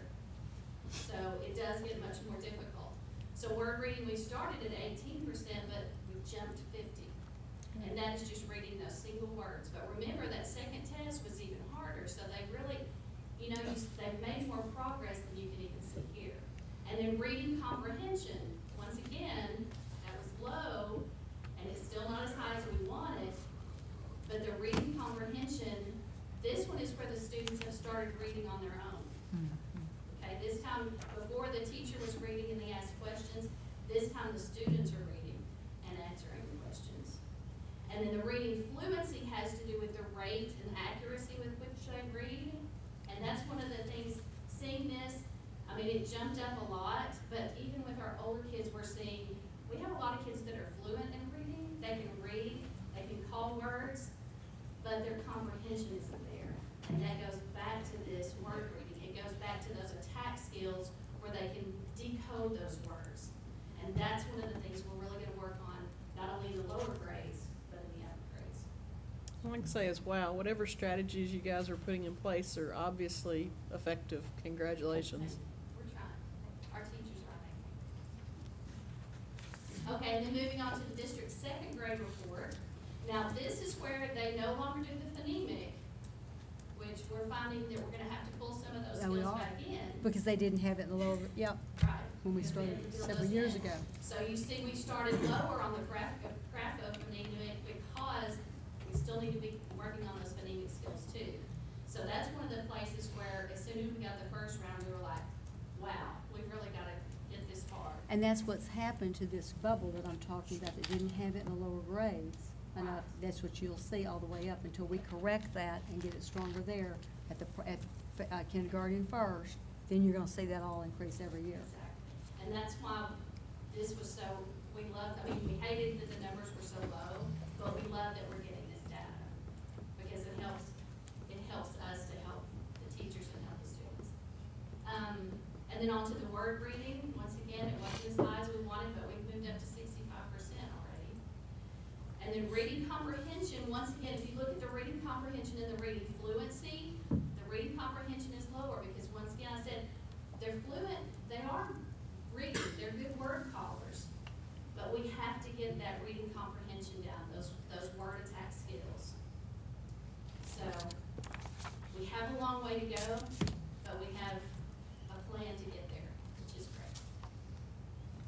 Okay, and now this next part is where we break it down by campus. So in kindergarten, for each campus, the district is listed first, and then we just went in alphabetical order. But you see there's some great jumps. There's some places that the jumps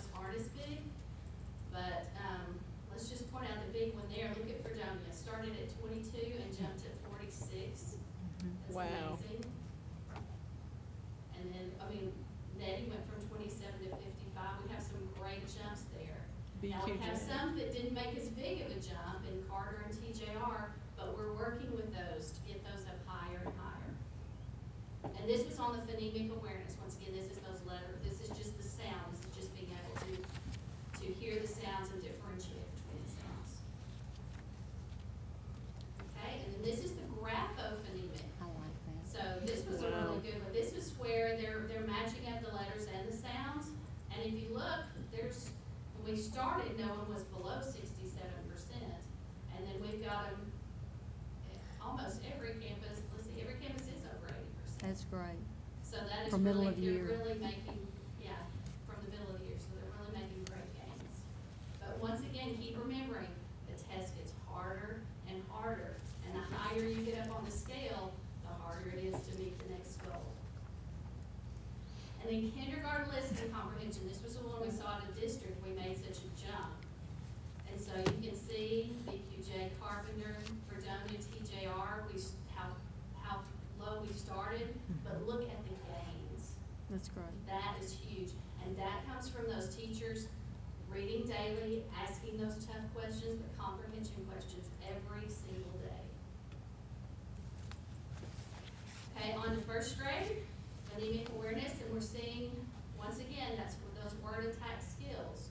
We're doing okay here, but we want to keep making those gains. And the graphophonemic, that's another one we saw in kindergarten, that we had a good correlation between their sounds and their letters. And so everyone has just continued to go up. That was one of the things whenever I was doing the data. And you know, when you're sitting there doing the data, you're going back and forth, and then you're like, you have these aha moments that's like, we went up. Even if it was only 2 points, we went up. Now, once again, maybe not in every sub area, but that helps us to help the teachers if we look at those sub areas. But if we look at it as an overall, as graphophonemic awareness, we went up. Look at that. Okay, first grade word reading. This is one of those word attack skills. This is one of those places we see that they have problems from first grade to 12th grade. That's right. Those word attack skills, decoding skills. So we've made a tremendous gains. I mean, we started at an 8 and a 10 and a 15. Yeah. We have made tremendous gains. That's gonna show later on. It will. It will. Because now the teachers know. They know where to look. And then reading comprehension, this was another one. Wow. Started very low, but those teachers are reading to them every day, and building those skills right up. I mean, everyone made a huge jump there. And then the reading fluency. Once again, this is the one where they're just being able to call the words with accuracy and the rate of their speed, and they're continuing to get better and better. Okay, then on to now second grade. We get harder as the skills go by. This is where phonemic drops off and we get to the graphophonemic. And so this is where they start, and they have, they're the ones that have more. But, I mean, look there, once again at Fredonia and Nettie. I mean, Nettie, look at Nettie, jumps right up there. BQJ, huge. I mean, there's just huge leaps all over the place here. And then this is the word reading. So those word attack skills, they're getting better and better with those. Have 91% Nettie there. Then the reading comprehension, this is the one we're really hitting hard with the teachers too. It's where not only are they reading with fluency, we want them to understand and comprehend everything that they're reading. And then the last one is the reading fluency. Open up in every area there. Okay, are there any questions? I just want to ask, tell the principals, I hope that if you do one thing for me, and that is, when you go back to your campuses tomorrow, if you'll share with your teachers that we're just blown away and how exciting this is, because this is where the rubber meets the road. And to see this type of gains, totally know what that means in terms of those teachers and the hard work that they're putting in those classrooms. And they're the ones that should get the accolades for this. We're gonna have more readers on grade level now and being ready to go to the next grade level and be prepared to read for understanding it at third grade. Yeah, we want reports like this every month. I do too. I get excited. Reading's our thing, so that's just great. Thank you very much. Shante? She's not here, so I'll do that. Okay. Okay. Tonight, we're supposed to do an annual report on violent or criminal incidents for 15-16. So what, 2 years ago, I guess, is when we get this information. If you'll look at the page where it talks about annual reporting requirements, we must always report on Texas Academic Performance Report, or TAPER, campus performance objectives, and the violent or criminal incidents, which we'll do tonight, and student enrollment and academic performance. If you look at page, I believe it's 38, what you're going to see is over a 4-year period, the incidents that have happened that are coded to our PEIMS system. You see there that the majority, of course, everything falls under assault against someone other than a school district employee or volunteer. That's the fights, the pushing, the hits, or whatever. And they were in 12-13, there were 28 reported. Are y'all following me? Okay. And then 13-14 were 12, and 14-15, 12, and 15-16, 9. Again, I'm just going to caution on some of the coding during those times, because we were finding that after our audit last year that, I can't truly compare data from those years, and some of them because we found that there were gaps in what we were coding and putting into PEIMS. So I don't know, how accurate. So we'll have a better read of that as we go forward from last year, when we did the audit to several years out, okay? But that's what this report shows. And then if you go to page 39, the PEIMS 425 record, again, shows that the other codes that were listed, there were no incidents at any of the elementary campuses.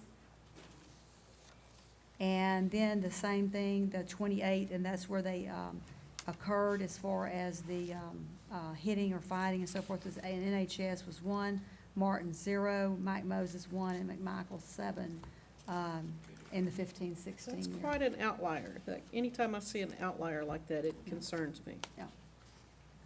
And I can't speak because of data.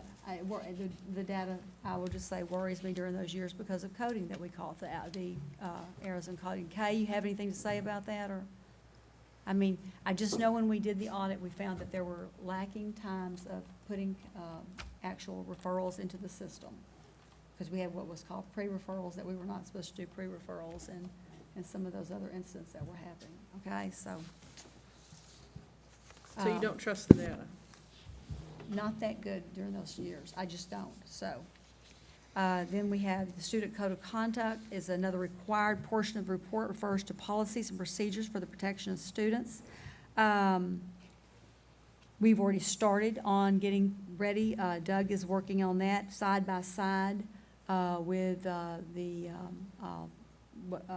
what should be in the district student handbook and code of conduct. And he's got the first part finished, and we're waiting for any information from the legislation session this year to see if we need to change anything before we get it prepared for the school for next year. But we've already got most of that finished for next year. Gun-free school report, no students were expelled during the 15-16 for bringing a firearm to school. Expulsion for purposes of this report is defined as removal from the student's regular program due to conduct described in TAC 37.007. So we did not have any on the removal for guns during that year. And that is the violent. Next part of our agenda is the consent agenda. Unless removed from the consent agenda, all items listed will be acted on with one motion. Is there a board member who wishes to discuss an item on the consent agenda separately? Please indicate that agenda item letter, and we will set it aside for further discussion, separate vote. I'd like to pull item D. D. D.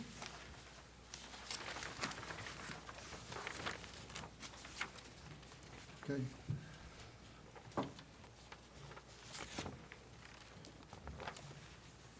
D is in dog? Yes. Yes, thank you. Let me find. 160.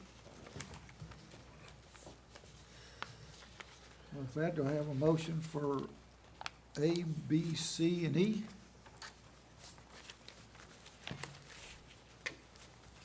Move to approve consent agenda, items A, B, C, and E as presented. Second the motion. All those in favor, raise your right hand. Okay. D, approval of the interim superintendent's evaluation instrument.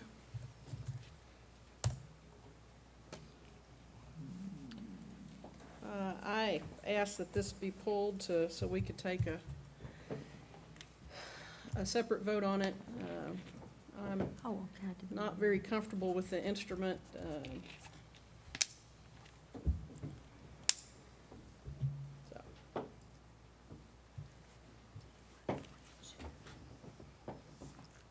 Okay, any other discussion?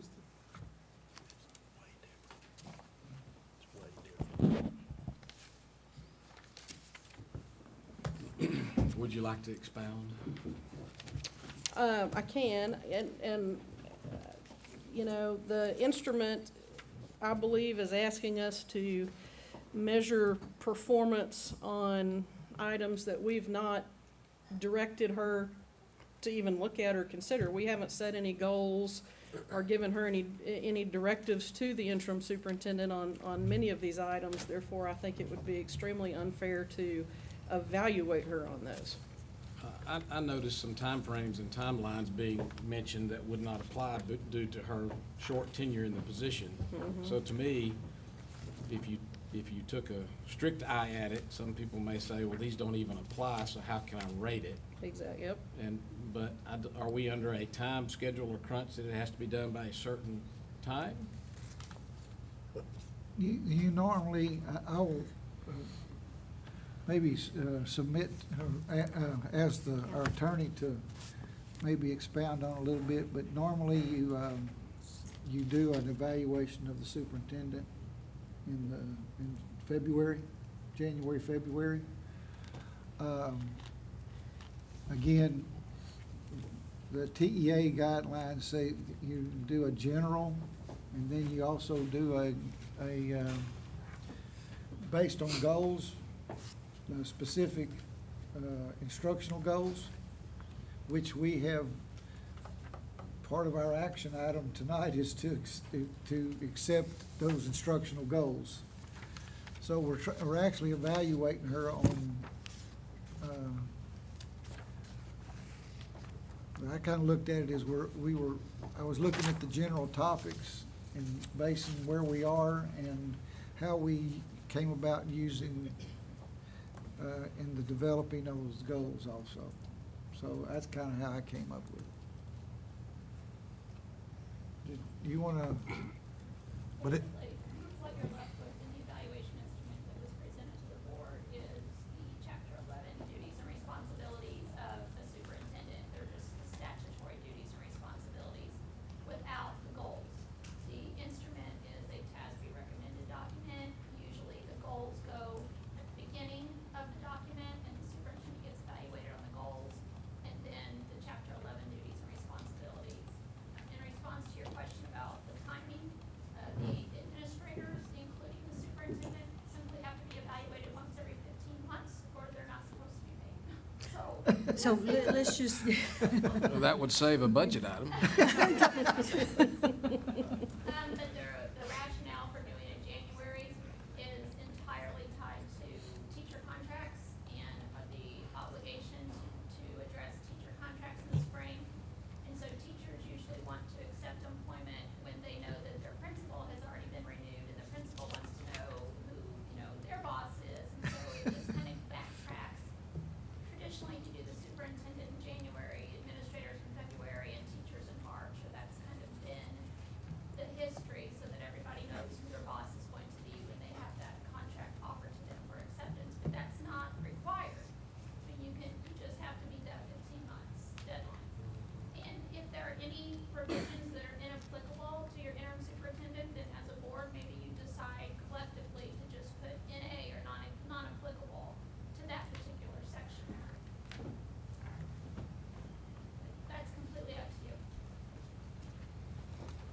Well, the first and only other time I went through this, I was not too keen on the criteria that I saw at that point in time and didn't think it really meant a whole lot when you tried to interpret it without having to sit down and actually talk about it. And I kind of assumed that's what we would be doing tonight, is going through these categories and talking about them when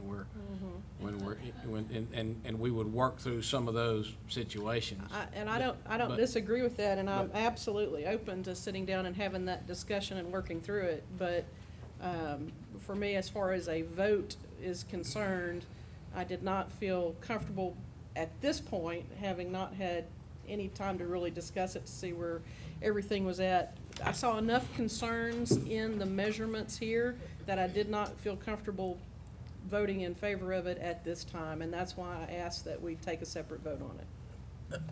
Do you want to, are you making a motion to table it, or what are you? I haven't made a motion. So.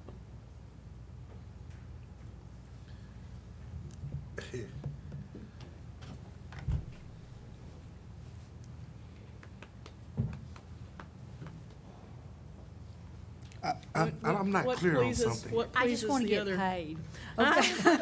In the 15 months, okay. I'll consider a motion putting it off for about 15 months. I mean, maybe, there are several points in this, and I mean, I could go through a lot of them. I don't necessarily want to sit here and take advantage of y'all's time that way.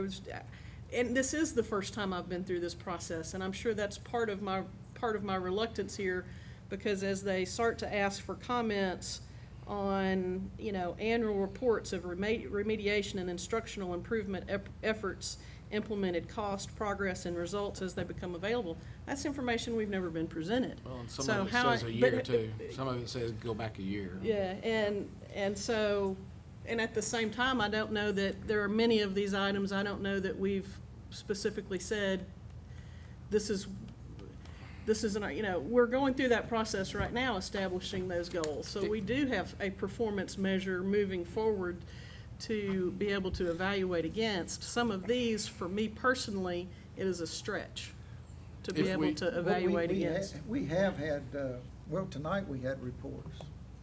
I mean, that's the reports we had tonight on the literacy, are reports we would use to evaluate the superintendent.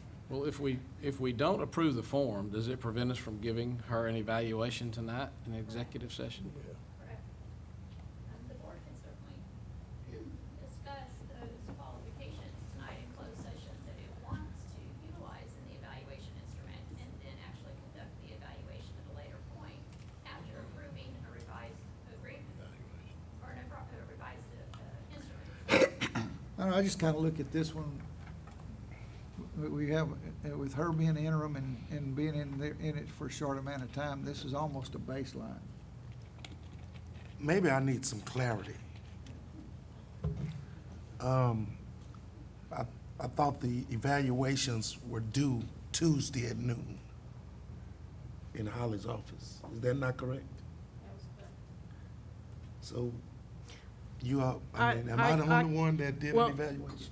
I could not speak to that. I did contact the board president and let him know that I was having trouble completing the form based on the criteria on the evaluation form, and let him know that while I looked forward to discussing it with the board, that I did not feel comfortable completing it because it was out of my realm of comfortability. So is that where everyone is? Personally, I thought it was a very flawed instrument. Yeah. The categories and things that ask, someone could literally say, well, I can't rate it and it doesn't apply in this situation due to the timeframes and what's going on, so therefore I'm going to give it a bad rating, and it has nothing to do with maybe the substance of evaluating what she's done. It has to do with how you define the categories. And I understand that point, and I thought the same thing when I read it. But at the same token, I considered the evaluation more, the only time I've been through it, we went behind scenes and discussed specifically what we were really concerned about. So and that we're going to still do so that. I was kind of under the impression we would work through those issues as a group, and if there's stuff that doesn't apply, we talk about it at the time. But I share some concerns about having a filled out flawed instrument with what I don't know that we could consider accurate results on paper, depending on who's interpreting it down the road, if anybody were to try to interpret it down the road. I understand that. Is there a downside, Kelly? No, I just might suggest that you wait until after your closed session discussion and then take action on this item that's been pulled from the consent agenda, because you can take any item out of order, so just, you don't have to officially table it, you'll just take it up later in the evening on the agenda, later this evening after you've had a chance to review. Y'all okay with that? Can we write up our own new evaluation? Yeah, of course. Let's just.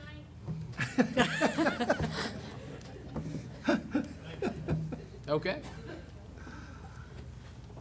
Okay, so we will take that up later on. Next up is gonna be action items. Let me-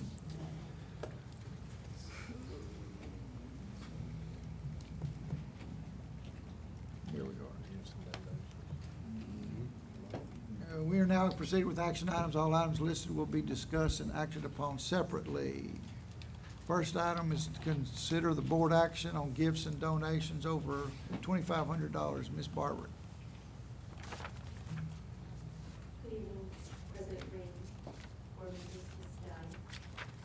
We received a donation from the Nacogdoches Athletic Booster Club totaling $9,859.82.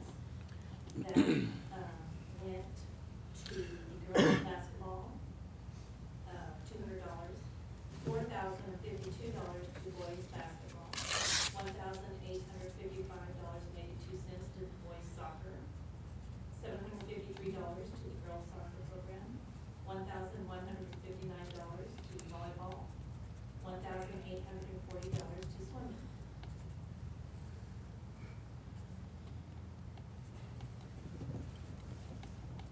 Do I have a motion? I'll move that the board approve the cash donation totaling $9,859.82 from the Nacogdoches Athletic Booster Club. I second the motion. All those in favor? Okay, unanimous. Consideration of board action on the board goals and GPMs, which GPMs are Progress measures. Progress Go- measures. goal Progress progress measures. measures. This is, the first step in our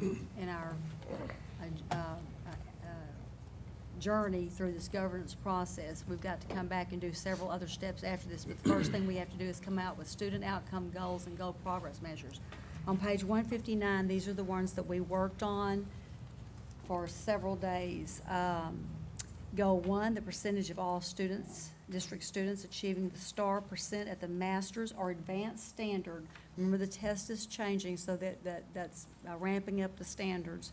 For all grades on all subjects will increase from 9% to 27% by 2021. That's the highest level. That's the master's or the advanced level. And we broke it down according to what AJ said by each year to achieve what we needed to reach. And the GPMs underneath are the percentage of all district students K through 8 achieving 80% proficiency or above on curriculum-based assessments for reading and writing will increase from 12% to 21% by the end of 17-18. The percentage, 1.2 is the percentage of district students grade 3 through 8 achieving 80% proficiency or above on STAR-aligned district benchmarks and curriculum-based assessments for math will increase from 17 to 23% by the end of 17-18. And 1.3 is the percentage of district's economically disadvantaged students, K through 8, achieving 80% or above, and reading and writing will increase from 10 to 20 by 17-18.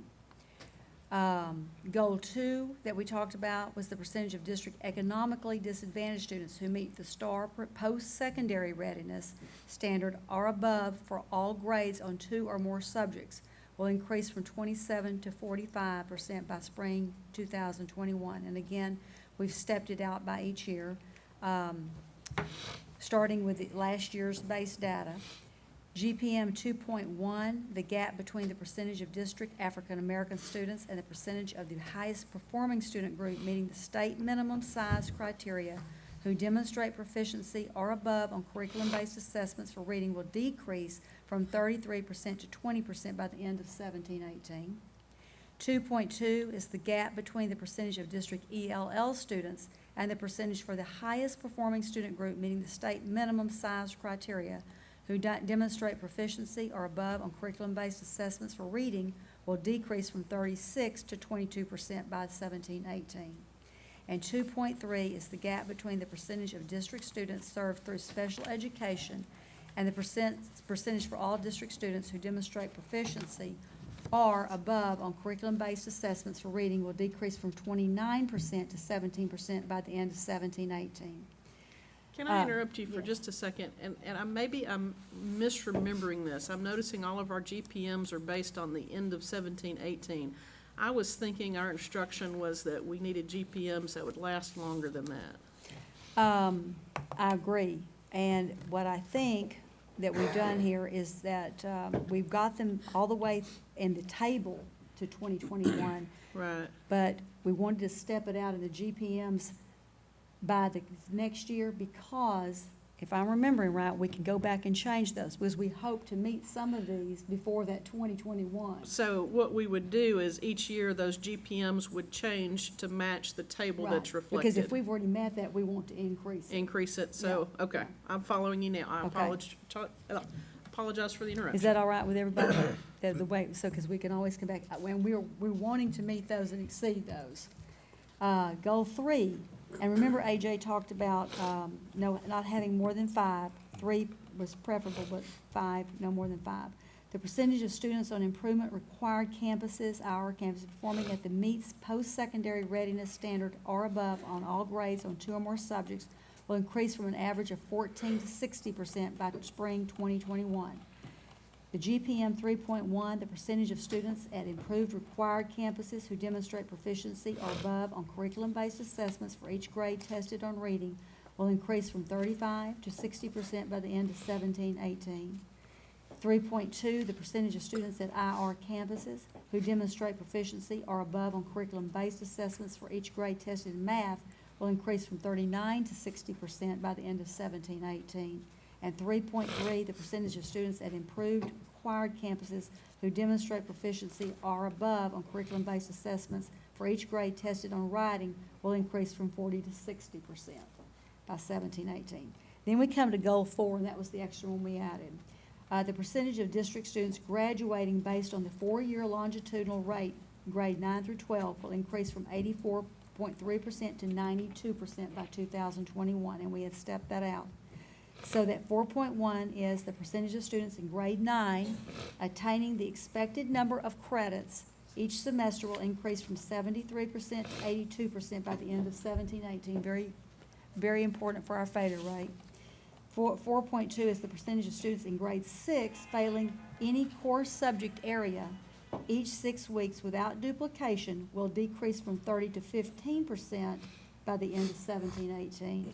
And the 4.3 is the percentage of students in grades 6 through 10 with more than one office referral will decline from 15 to 8% by the end of 17-18. These were the goals that we came up with, the GPMs. If we prove these tonight, then what we're going to do next is to take these goals, because the campuses are kind of waiting for, we've got to develop our current year district improvement plan and the campus improvement plans, which is part of the audit when we do the financial report each year. And like what my concern was, and AJ said, we can always come back and not change the goals, but change the numbers Change the accordingly figures. to what we want to see happen. I think that's going to have to be done on a yearly basis Okay. to double check those so that they know what to aim for on their campuses to make it happen, to make it real. And then after that, we'll move on to the next steps on our governance timeline. You know, one of the things he said in the workshop was that we needed to reach to that level that was both achievable but Right. uncomfortable. Right. Do you feel like we've achieved that? I do, starting out, when I said that in the other meeting the other day, these standards are changing, so when you were talking about the master's or advanced standard, that's not just the baseline, that's the highest level. So I think what I wanted to see was, and I feel like it's important for our teachers, is to feel success at first, because if we get too high and they don't hit the target coming out, it's a demoralizing. I want them to hit that target and feel confident, and then we start increasing, and the snowball effect will happen, but they've got to feel success at first. And I think this is more challenging than it looks. Oh, it looks challenging. Because of the standards going up. Does look challenging. Let me ask this as well. I mean, this is where the rubber meets the road. We were just talking about evaluation instruments, and of course, this will be a large basis of an evaluation instrument moving forward. Right. I want to, kind of say that and set that expectation, that for me, at least, I see this as your commitment that you're gonna get us here. Yes. And that will be the evaluation tool moving forward. The principals, once this is approved, will be introduced to these new goals.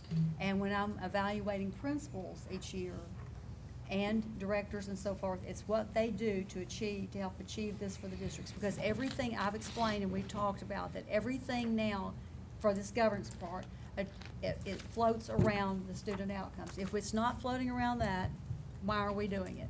So we've got to make sure that it's hitting on the student outcomes. So that's where evaluations will hit. And that has to trickle down then to the teachers. So it's got to be achievable for them so that we can step it out through the years. So it's got, all the evaluations have got to somehow hit on the student outcomes, or it won't happen. That's correct. It won't happen. It's the same thing like we're doing with the data for reading and for all the other tests. If we're not studying the data and monitoring and making sure and adjusting along the way, it won't happen. That's right. So.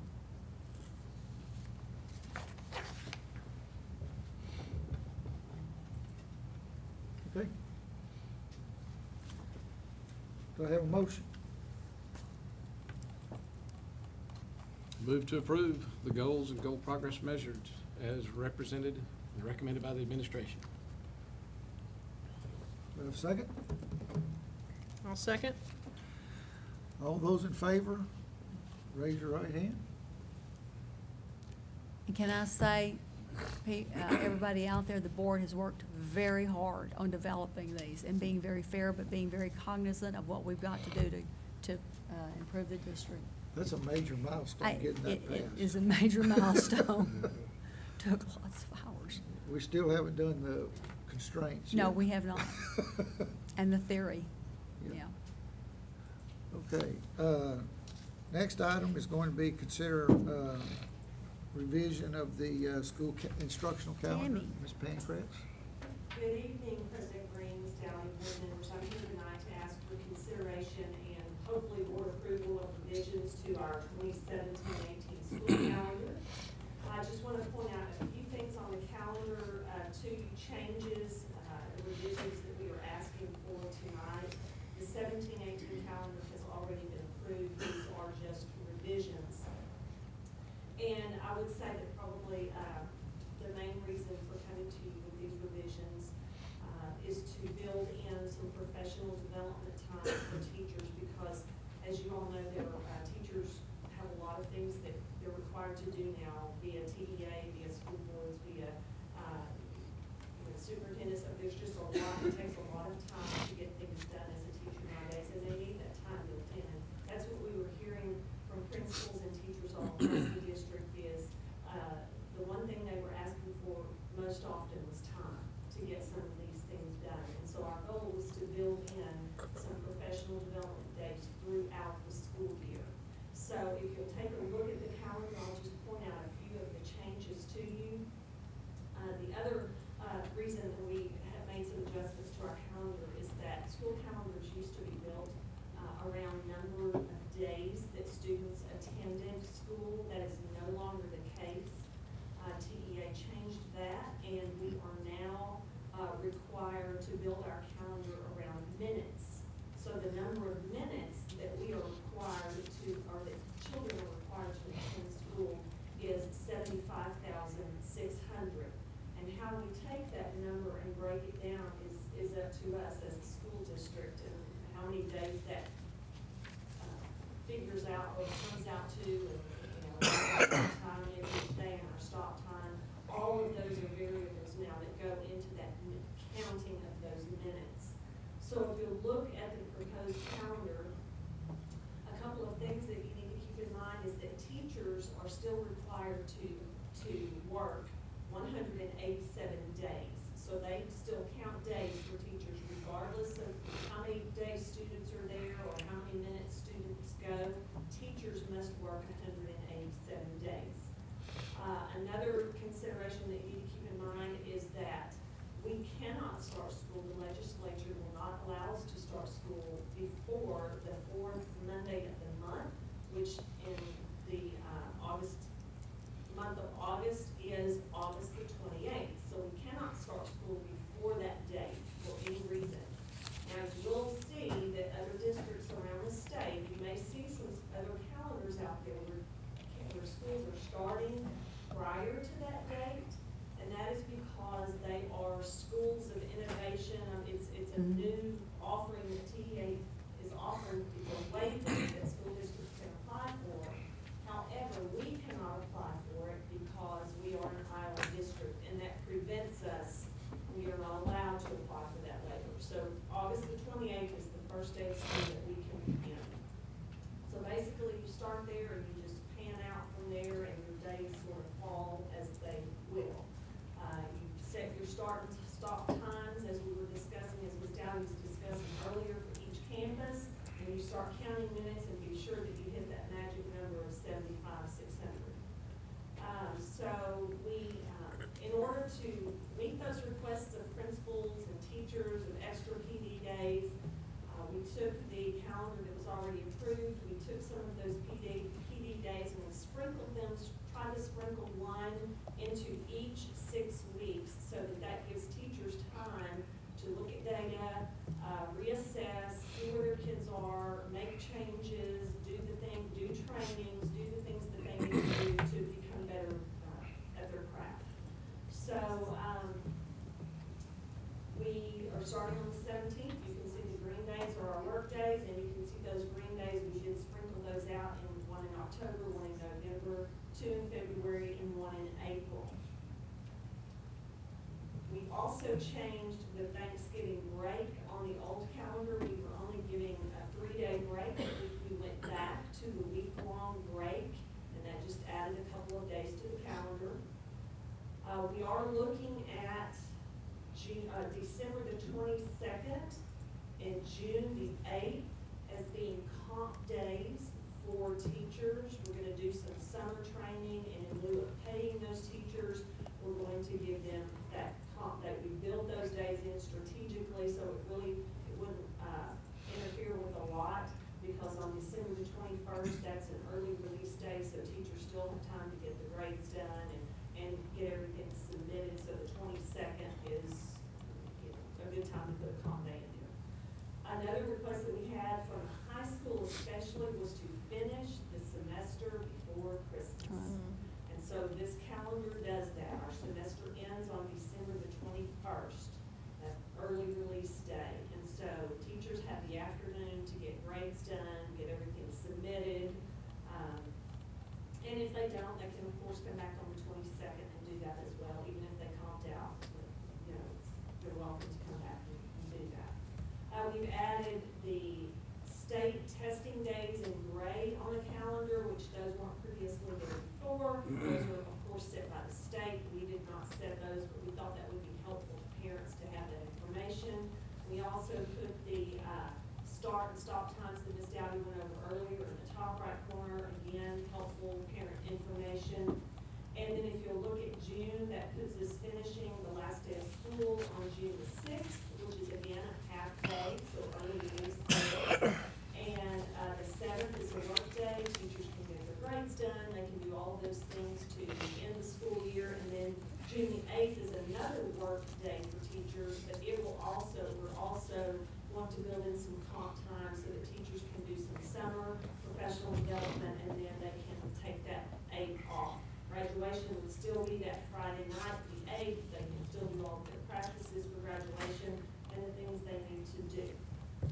So our Can I mention a few more things? The committees worked really hard on this calendar this year, because the one that y'all had, I guess that's beside the point, right, Tim? Because I don't know how many times we've met on this calendar, because the one that y'all originally voted on was on days. That was 2 years ago under the daytime, so that we had to completely revise the calendar. But we took in consideration a lot of the things what the teachers and administrators said, and working within the confinement of not being able to start earlier or anything is pretty tough to get it all in with the parameters. But we looked at different things, like if you consider this year's calendar, we were trying or piloting early release days at middle school. Some of y'all that have middle school kids, we got early release on several Fridays and so forth. We did a report on the attendance of those days, and it's not worth it. They don't send, that's our lowest attendance days, because they don't tend to send the kids because they're only there for a half a day. So we didn't want to do more early release days. So instead, we talked to teachers and we consider those full-day professional development days better for them to get their work done instead of early, because I also heard complaints from teachers that half-day, it was like you worked all morning, then you had kids left over in the afternoons, and you didn't get the work done that you needed to. So early release days were not popular for spread out through the year. So that's why we also went to the full professional leave days. Another thing that we looked at was the fact that this calendar, instructional calendar, again, drives student outcomes on how you prepare the calendar, because you've got to give teachers work time to get ready for the next 6 weeks, and professional development. The March and April bad weather days, we don't like this, but it is Easter, so we're going to keep those as they are. But if you notice, when you come back from Easter, and this happened a long time ago, and we complained to the state, you come back and start testing for state tests the minute you walk back in. Instead of having any time to groom or help kids for one day, you start with the testing. That's not ideal for testing situations. However, parents are used to the long weekend for Easter, and so we're going to honor that. And hopefully next year, testing won't fall on Easter weekend. So that may help itself next year. The other thing that we found out was that, what day is it in February? Is it the 5th? That's the Super Bowl, or the 26th? Well, we looked at that, and we found that that's the worst attendance day of all days, is the day after the Super Bowl, if you put it on a Monday. And not only that, I checked with SFA, and they found the very same thing, and they're correcting their calendar according to that too. Teachers and students don't like to come after Super Bowl. And I was told personally that if it's Dallas, nobody will show up. So we went back and changed that day to be after or before the Super Bowl weekend, or after the Super Bowl weekend, to have a professional day that day, and they can come up in their pajamas, I guess, if they need to.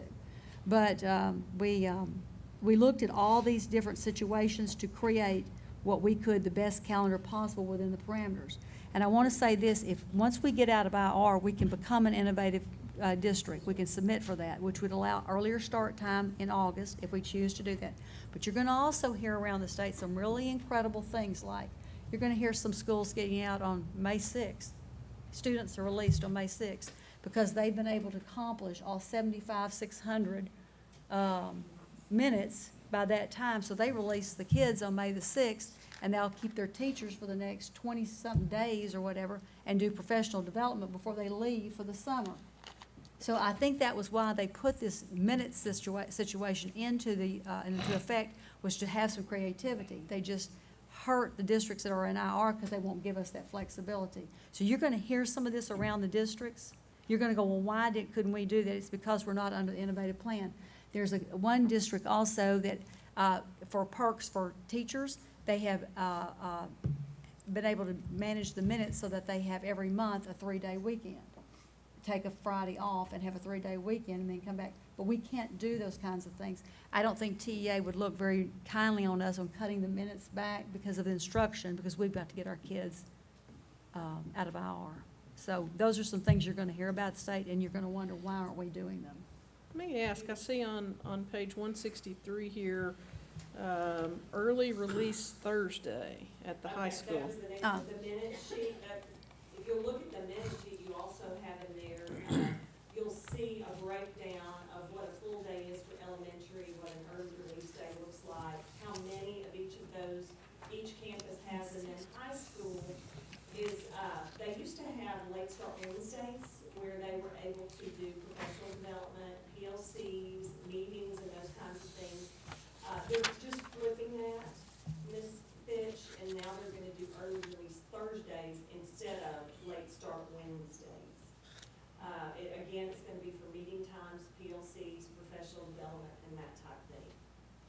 concerns me, that's gonna run our transportation cost up.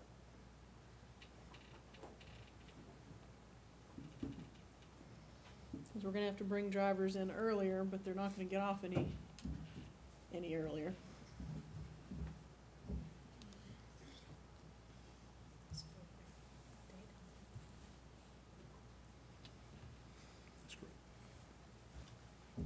At a time when we're trying to maximize efficiency. But I'm also looking at student outcomes with PLCs and stuff. So we've got to build those in at some point. Michael, what else? But you have a high school that's asking for what? I don't have the number right in front of me, 600,000 more in staffing. But that's because of PL. Because of PLC. What all are you doing in that afternoon? What happens on the early release Thursdays is, when we release the kids, the teachers go into professional development. We're also able to do RTIs to address our students who are struggling Right. academically. That's what the other So piece. we have 4 or 5 RTIs going on, so the teachers who are not in RTIs, then they'll be in professional development, working on skills, based on PLC. And then those students, that again are struggling, we have get the student, the parent, have all the teachers there, and we can talk about, what we can do what programs we can put in place to help those students succeed academically. And so again, it goes right back to the instructional outcome, because if we're ever gonna get our failure rate down and we're gonna, try to reduce the number of fifth-year seniors that we have, we're gonna have to do something, and so it's just, like she said, it's just taking it from Wednesday, where we're starting late, and just moving it to the next day. And it's allowing us to be able to do RTIs and everything from 2:10 until 3:30. I was led to believe that part of the reason for the large staffing increase at the high school was because it was going to allow you to build in those PLCs in a normal scheduled day. It is gonna allow us to build in PLCs Monday through Friday, but PLCs is not professional development. PLCs is about collaboration and coming together to come up with innovative strategies and make sure that we're consistent and we're using the same strategies in the classroom. Professional development addresses strategies, but it's different than PLC. It's not the same thing. But for the kids the real key though on this whole thing is for the kids that are not where they should be, they don't have a shortened day. Because they're gonna be in intervention, they're gonna be in intervention. You're talking about Dragon Den, that's 2 parts of that day. We're doing Dragon Den, where we're going to the kids who are felons, we're gonna assign them to a teacher. If I'm struggling or I'm not EOC complete in math, English, science, and social studies, then your advisory teacher for a 50-minute block of the day is gonna be one of those teachers who teach that stuff. So if you want to get out early, pass all your classes, and if you don't, if you're not. EOC complete, you need to pass your classes. I tell you, from a parent perspective, I never liked late start Wednesdays. And from a parent perspective, I don't like early release Thursdays. Ms. Fitch, can I also say that, in approving this calendar, you're not approving that. That can be adjusted. That's just a tweak in when they're starting and when they're ending the school day. But that doesn't have anything to do with the calendar itself. So don't let that hold you up if you have issues with that. That goes back to school time, is Yes, basically what you're saying. Yes. The calendar is the calendar. Yes. This second sheet that you're presenting us is not what part of what we're voting on. It's information only, administrative decisions. That's correct. And one other thing about the minutes, if you look at the minutes today, if you have any questions about it, of course, I'll answer those questions, but if you'll notice, elementaries are 450 minutes over, middle schools are 3,000 minutes over. Even with early release Thursdays built in, high school is still 1,300 minutes over, so even if we were to have an ice storm or something, or have to come to school late a day or two, it's not going to impact our bad weather days, because we already have minutes in the bank, so to speak. That was just another point.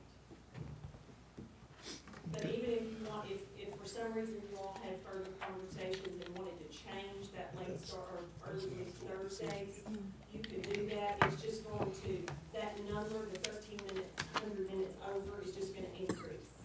That's all it's gonna do. So that doesn't affect the calendar itself. Do we have a motion? Do you have any questions about either one? Well, I just have a quick question. You just said, or between you guys, you said something about it doesn't affect the time. I assume, I mean, we're on the calendar we're looking at, it calls for the proposed early start time or the change in start times. Right. Oh, now that is different. I'm talking about it doesn't affect the Late early Thursday time schedule. Right. You I can just still want- adjust Right. that. Right, okay. Right, and it would add, anything that we add extra would be just adding minutes, It's just, yeah. it's gonna increase. So, for But to make no mistake clarification, about it, thank you. the calendar we're about to make a motion on includes these new proposed start, the item starting C times. of your Yes, report. earlier. yes. Okay, thank you. Yeah. Do I have a motion?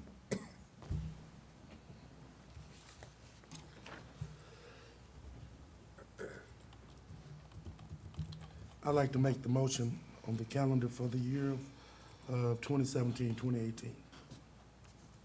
Do I have a second? I think we should call it amended. Revised, I'm sorry. Or Is it whatever. Yeah, revised? it's revised. Yeah, I'm sorry, Or amended, revised either one. motion. I mean, revised calendar for the school year 2017, 2018. Second. Do we have a second? Second. Okay, TD's second. All those in favor of accepting the calendar, raise your right hand. Okay, those opposed? Okay, let's go to consideration of board action to authorize superintendent or designee employee personnel under teacher contracts. That would be, Oh, the waivers. There's the waivers first. oh, excuse Yeah, me. yeah. I jumped ahead. Go ahead. This one's quick and short. These are pretty standard waivers that we apply for every year. That the first one, we're asking for 2 waivers this year. The professional development waiver, which basically allows us 3 staff development days, where we're gonna do PD with our staff. And what the waiver will do for us is TDO basically gives us free minutes for those days. We're gonna get 420 minutes per day. If you multiply that times 3, they're basically giving us 1,260 minutes where kids really aren't there, but we're doing professional development. So, and those minutes are built into that calendar that you just looked at, or those totals that you looked at. And then the second waiver that we're requesting are for those 2 early release days on December 21st and June 6th. And we get the minutes that the kids are there, which is about 420 for a half a day.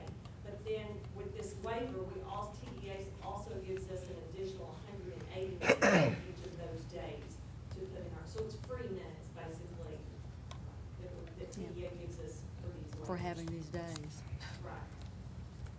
So, we do recommend that the board approve the requests for these waivers. I have a motion.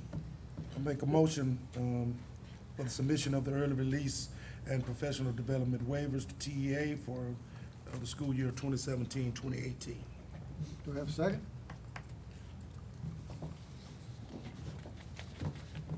I'll second and ask a question. You said we're only gonna ask for 2 waivers. We still have the ability to ask for additional waivers, bad weather or Oh, whatever. yes, Yeah. I'm just talking about tonight, we're asking for these 2 waivers. That's what I meant. Thank you. Any other questions? Okay, Thank you. call for a vote. All those in favor?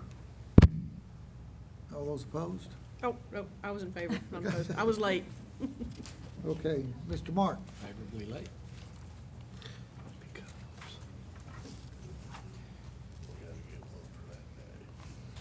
President Green, board members, Ms. Dowdy.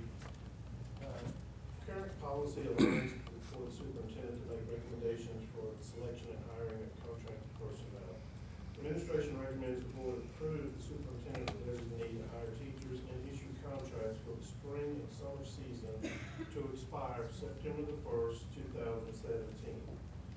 Allowing the superintendent or designee to apply to employ teachers without the necessity for a board meeting will assist in ISD and hiring quality staff immediately upon completing the interview process. This will enable principals to complete their campus assignments and schedule staff developments for new teachers. The board will continue to be notified of all new hires. The administration's recommendation is that the board authorize the superintendent or designate to employ personnel under a teacher contract. Are there any questions? Normally what the board has been doing, as I understand, is doing that during the summer months. Yes, the board has done this previously, the last 2 years, pretty sure. But we would do it in May through September, which doesn't give us ample opportunity, or the principals, ample opportunity to get quality staff in quickly. Well, I can tell you from an old principal standpoint, it was real frustrating to go to a college campus and find somebody that was quality, and you could say, well, I can give you a letter of commitment. And they would kind of and then you have somebody, you've got the next district right down the road is jumping at, oh, we'll give you a contract. And that's what we face. That's what we run into as well. It's kind of puts you in a tough bind. I make the motion the superintendent or designee be authorized to employ personnel under teacher contracts. Have a motion, second? I'll second. All those in favor? Well, we need to have a little Discussion. discussion. Should there be a time frame on that? That's unending. Motion Yes, runs sir. with the top of September. Oh, on the motion, I'm sorry. excuse me. Yeah, on the Yeah, motion. because, It's to September, isn't it? Beginning or ending. Ending. Whichever, or both. Kelly? I would ask beginning now, because we're already looking at applicants. I mean, we're looking at people who are resigning today, now retiring, and we're getting applicants in right now and getting those spots filled for next year. So it'd be now from this period to September 1. September 1 suits the administration as an It ending date? does. It does. So do we need to amend that budget? I think Mr. Howarth does need to amend that. Did you, Go did you ahead, Tina. make an official amendment to it? What do you think? Or just clarify, was it your intent to move as recommended by the administration, which included the September 1 deadline? Yes. And is effective Today. Correct. Just what she said.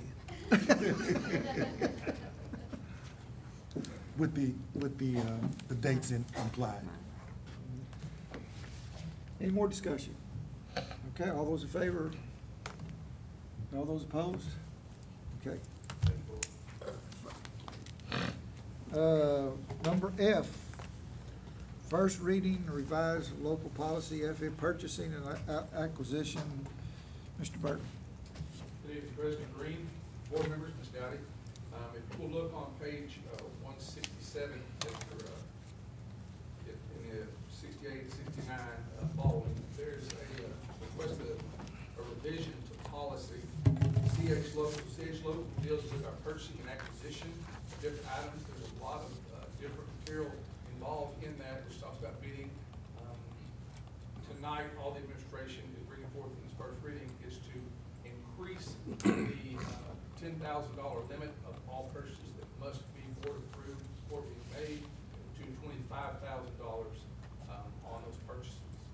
State law requires anything of $50,000 or greater be approved by the board. Our local policy is stipulates to that. And if you'll look in your packet, there's a pink tab that gives you some information about surrounding districts, and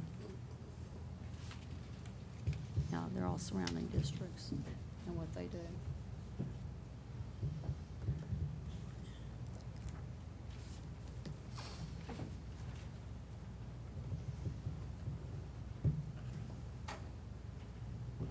I'd make the motion to approve the first reading of the revision to the local policy CH as presented by the administration. Do we have a second? I'll second it. Okay, any discussion?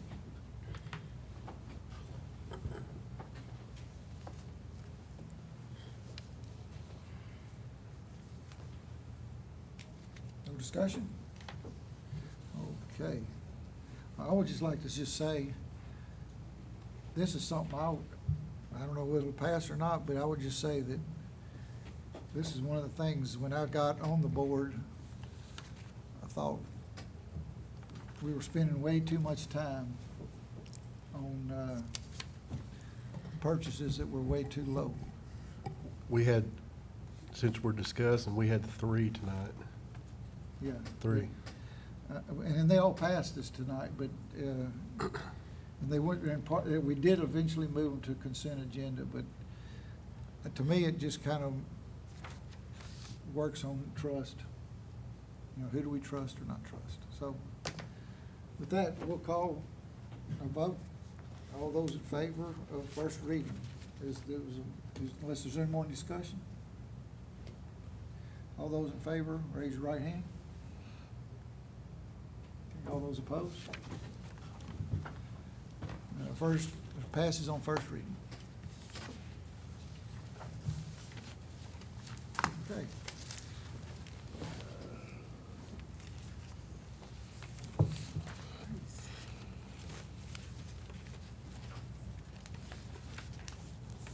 All right, the board will now conduct an executive session, closed session, to discuss the items posted on our agenda pursuant to the following provisions of the Texas Open Meetings Act as allowed by Texas Government's Code 551.071, 551.072, 551.074, and 551.129.